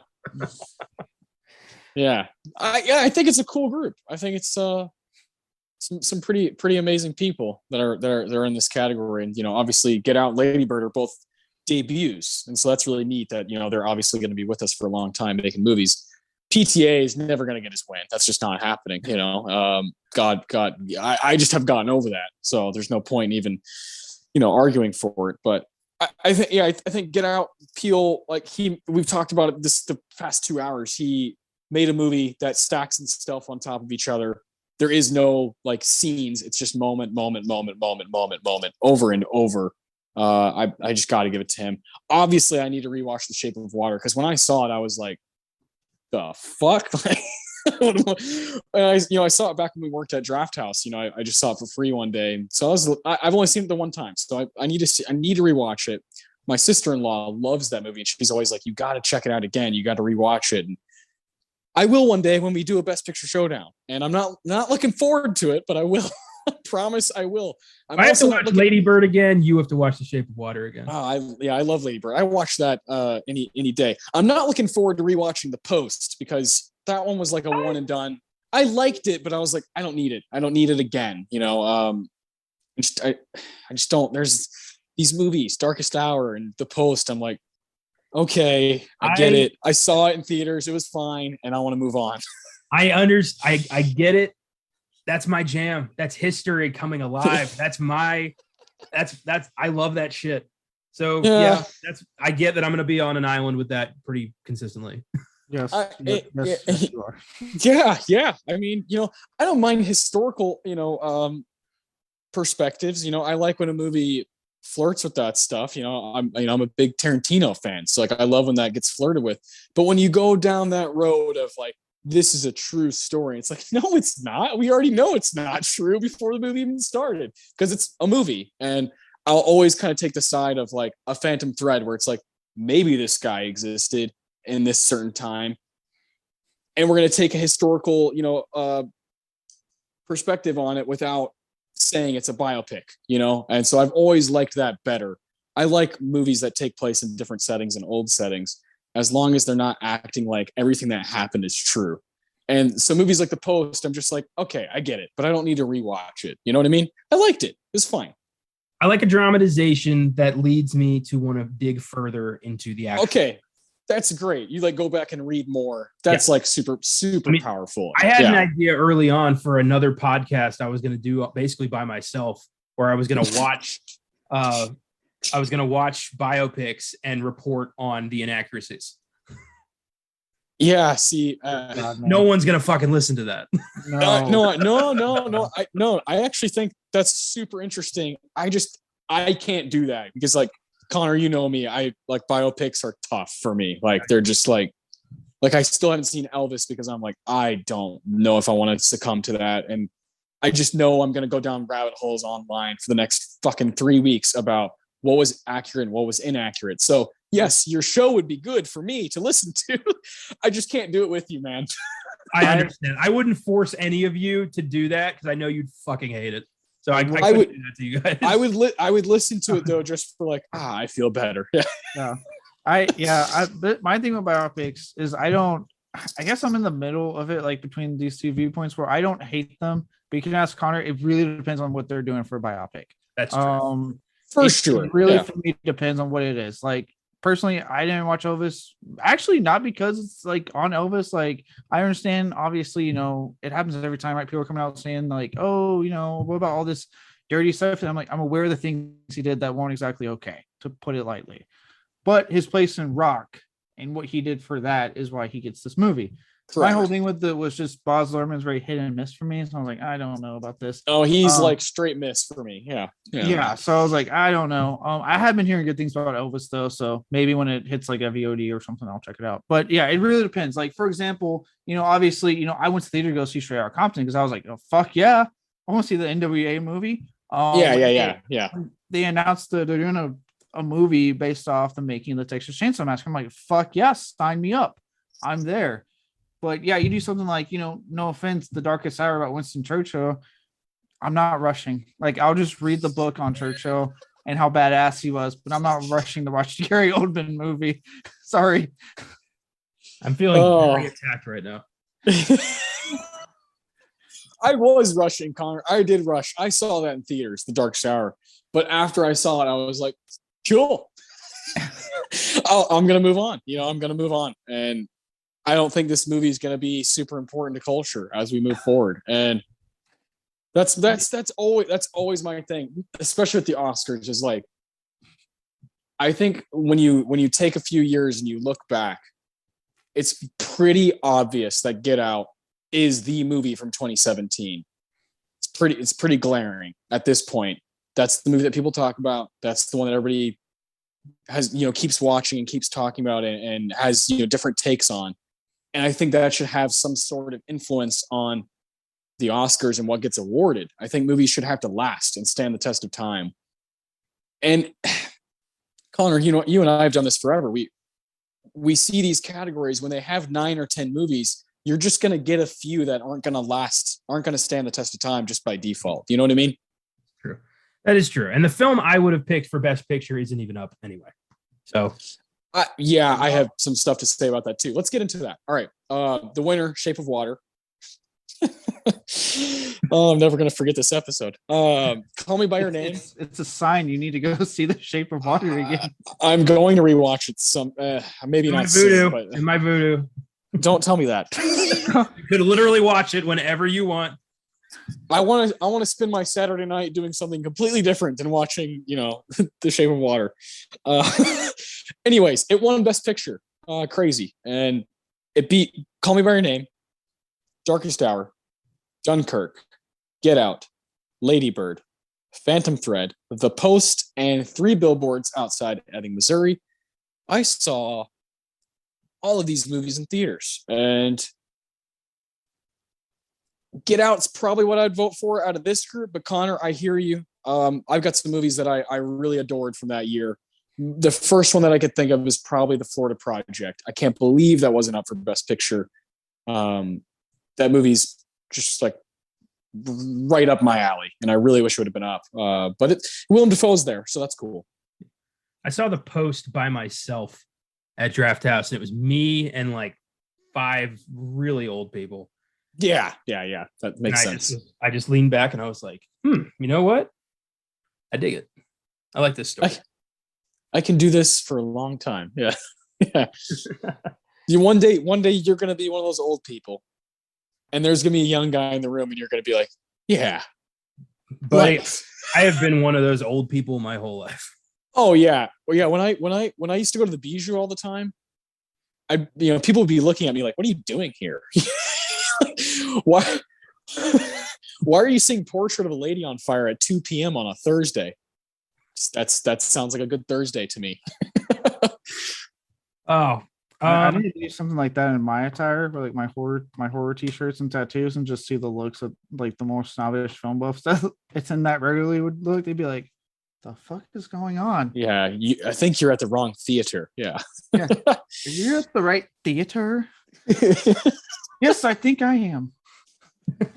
Connor, what's the movie you would put in here? The greatest film to come out in 2017 was, and you can fight me on this, but I'm right, Coco. Oh, yeah. 100% needs to be here. Yeah. What would you take out? What's the first movie you take out? Lady Bird, without hesitation. God damn it. That movie fucking sucks. It's a horseshit story about a very like entitled little girl who just makes her mom's life hell. That's what I saw. We had this discussion. What about the dad? The dad is so fucking cool in that movie. And Lucas Hedges plays a guy who thinks he's not gay, and then he is gay, and he's like, oh shit, being 17 is hard. I was 17. It's not fucking hard. I was 17, and it was I thought it was quite difficult. But I lived in Romania when I was 17, so different story. Two things are cracking me up right now. One, first, that apparently The Shape of Water is your Stranger Things.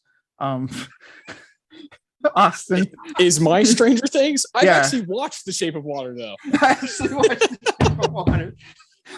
That's fair. But and I've come around on Stranger Things as well. So I actually really liked this last season. I thought it was pretty dope. I cried a couple times, which blew me away. So did I. I think I scared my dogs. I got really into the scene. No. Yeah. Get out of there. You got it. You can make it. Well, my second thing is we had this conversation actually on a Beyond the Bad episode. If you guys want to check out the episode on Sex Drive, please listen. Fuck yeah, great movie. Yeah, yes. Great movie. We had me and Connor had a conversation about that because I know Connor hates the more traumatic coming of age stories like Lady Bird. I remember and that. I mentioned and I talked like things like, and I'm kind of with it because like I get where Connor's coming from. I haven't seen Lady Bird personally, as we point out there, but I see where Connor's coming from because, and I talked about this on the episode. For me, it just wasn't that traumatic, right? High school wasn't that traumatic. personally. So for me, something more like American Pie, Sex Drive, that has the heart of what like they're doing in these more traumatic stuff of like navigating high school, getting ready for like life after high school, not all hitting you, but wrapping it all in like very raunchy comedy just works better for me personally. That's fair. Yeah. Admittedly, I am far from the intended audience for Lady Bird. I'll admit that. I was not a teenage girl. I don't get it. But that particular teenage girl, I didn't care for. I fucking love Lady Bird. I'm gonna watch this shit tonight.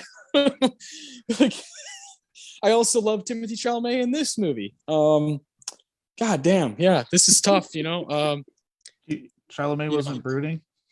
Oh, he is. Oh, he's brooding, and he's brooding. You want a non-brooding Chalamet? Watch Don't Look Up. Is that what I can finally get? Like, yeah, he's like a like high energy, like douchey teenager in that. Okay. It's honestly nothing against these actors. I just don't like how this has become such a standard. Like, it seems like with a lot of these actors and teenage girls, fucking specifically, I've noticed like younger audiences fall for it. I'm like, why? They're just brooding and annoying the whole time. Like, and I know you're like, well, you like Batman. His character's always meant to be brooding. Thank you very much. Not every character needs to be brooding. God damn it. You know, Lady Bird's also at it's a private school, and I went to a private school, and there's like lines like one of the teachers says, "Leave 6 inches for the Holy Spirit," you know, and like that kind of stuff was said to me in school. So I don't know, maybe I am the intended audience for Lady Bird, and I'm just now realizing it. I'm having an existential fucking moment, and say what you will, but I love Greta Gerwig, and I love Lady Bird. I love Little Women, so I can't wait for Barbie. Are you saying that me and Connor are the intended audience for a movie about fish fucking? I guess you are. I guess you guys are. You know, I guess fish sex was just on the menu for you guys. I do want to point out I enjoyed Frances Ha and I enjoyed Little Women, so I don't have anything personal against Greta Gerwig. Just didn't like Lady. Are you also watching the Barbie movie? I will see it. Yeah, I can't wait to see Barbie. Lady Bird is supposed to be Greta Gerwig's growing up. She's from Sacramento, and she went to high school around that time in the early 2000s. It's supposed to be kind of like an autobiographical thing. So maybe you do hate Greta Gerwig. I'm very glad I didn't meet her when she was like 16. Thank God. Well, a lot of 16-year-olds fucking suck. You know, I certainly was a piece of shit when I was like 15 or 16. I was a total prick. Thought I could do anything I wanted and was invincible. You know, like I was a piece of shit. You guys probably would have hated in high school. Y'all probably been like, that Austin guy. Fuck that guy. I think, like, I know personally, I wouldn't have reached out to anybody who was like that religious in the first place. Oh yeah, we wouldn't have known each other because well, obviously we didn't. I mean, y'all didn't go to school that far from me. I just went to a private school, and y'all did not. So we went to a small town Texas country bumpkin public school. Yeah. I've been this personality since I was like 6. Like, honestly, like, character development stopped early. Connor hasn't changed since I met him. Honestly, neither of you really. Yeah, I try to be the same. Must be nice. I've changed about 34 times in my 27 years of living. You know, sometimes it's nice, sometimes it hurts. You know, that's good. Growth, when growth is necessary, is very important. So I'm glad you recognize. Yeah. Well, here's what I'm gonna do. I'm gonna grow by watching. I'll rewatch Darkest Hour for you, Connor, and I might even rewatch The Post. You never fucking know. You know what I like? Shape of Water is on my list. I will rewatch that one. I won't wait for a Best Picture showdown. I'll actually watch that one in my own time. Give it that fair shot. I thought for a second you weren't going to say it. I'm like, you're not saying the movie that we all know. Yeah, that this 30-minute tangent started with. Yeah. For the sake of consistency, I am going to wait till we do a Best Picture showdown to watch Lady Bird. Well, don't do that to me. You know, now I feel like, well, if Connor's waiting, I'm not the one who has to change here. You are. I'm not. Well, maybe I'm right, and you guys need to change.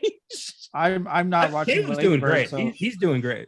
No, you don't need to watch Lady Bird. I'm saying maybe you guys need to change your opinion on fish sex. God no, I am all about it.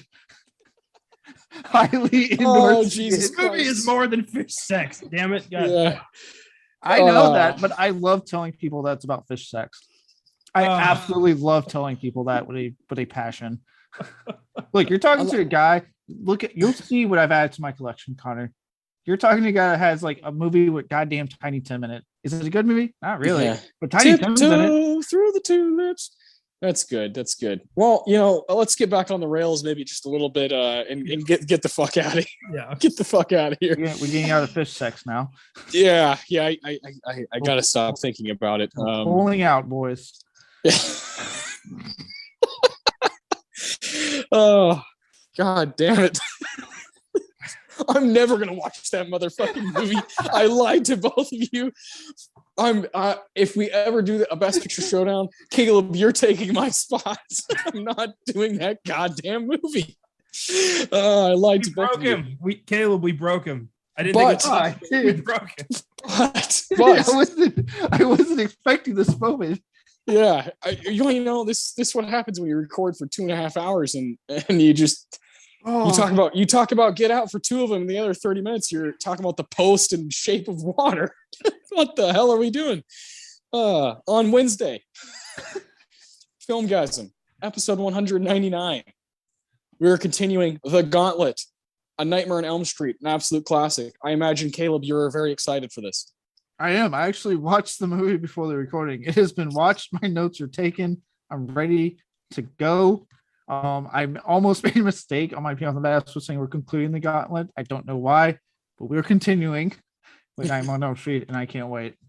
Beautiful. Yeah, good. That's going to be a good episode. Connor, when's the last time you saw this movie?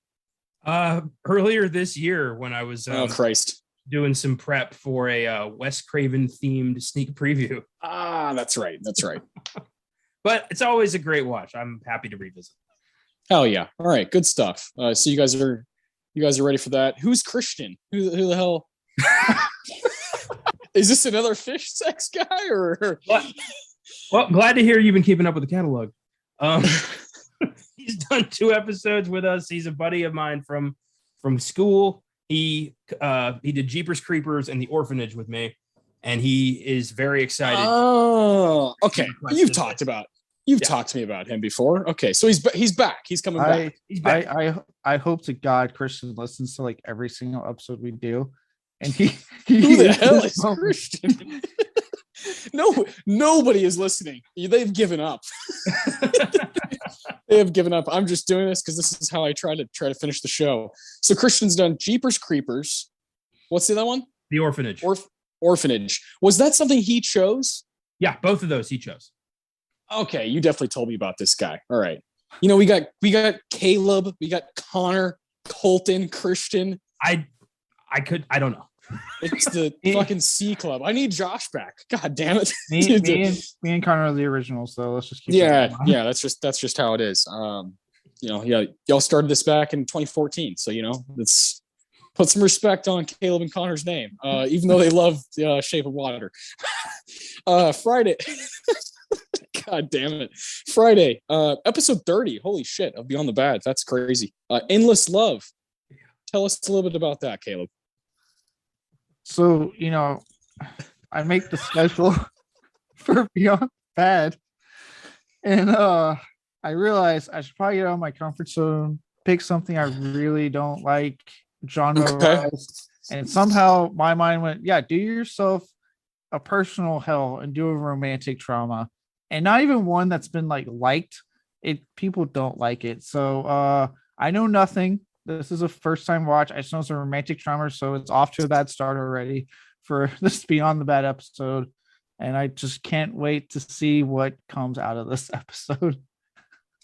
That's going to be great. God damn it. That's you and Connor, I imagine.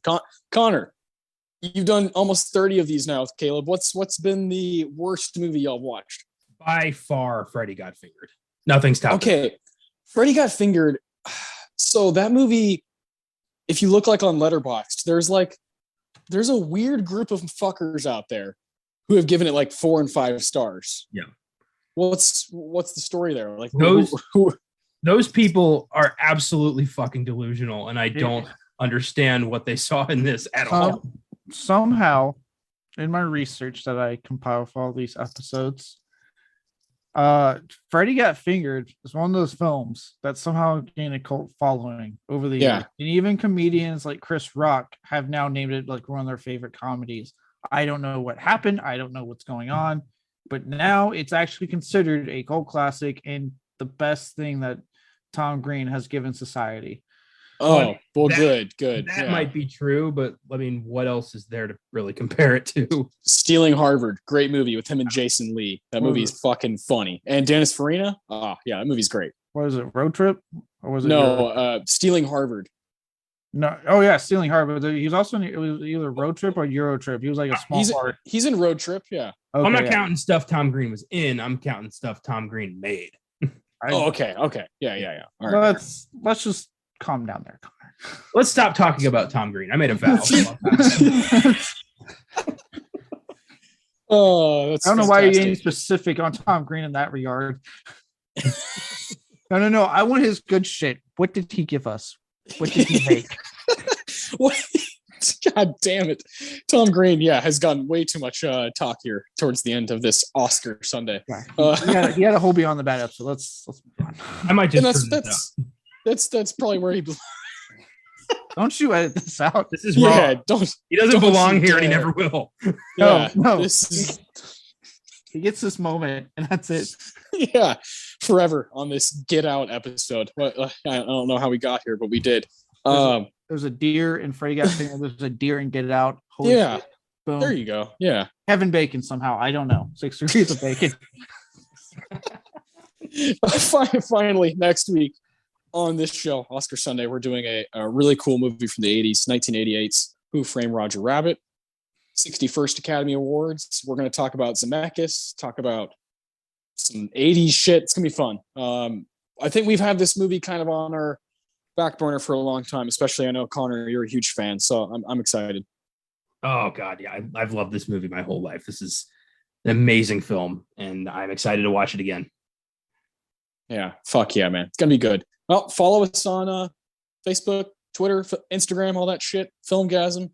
Check out our website. We got new reviews up nearly every day from Mr. Connor himself. Occasionally the other guys will pop in, but not as often as Connor does. Connor churns those bitches out like it's nothing. And, we're having a blast. We're doing our best work. We're approaching 200 episodes on Filmgazm. All of us are just kind of trying to have fun with it. And I believe we will have 4 of us on that show. God willing. That's the plan. That's going to be great. Our 200th, we'll tell you guys on Wednesday what the movie's going to be for that 200th episode. Super excited. So keep watching movies, guys, and stay away from those fish and stay away from 2002 Sacramento.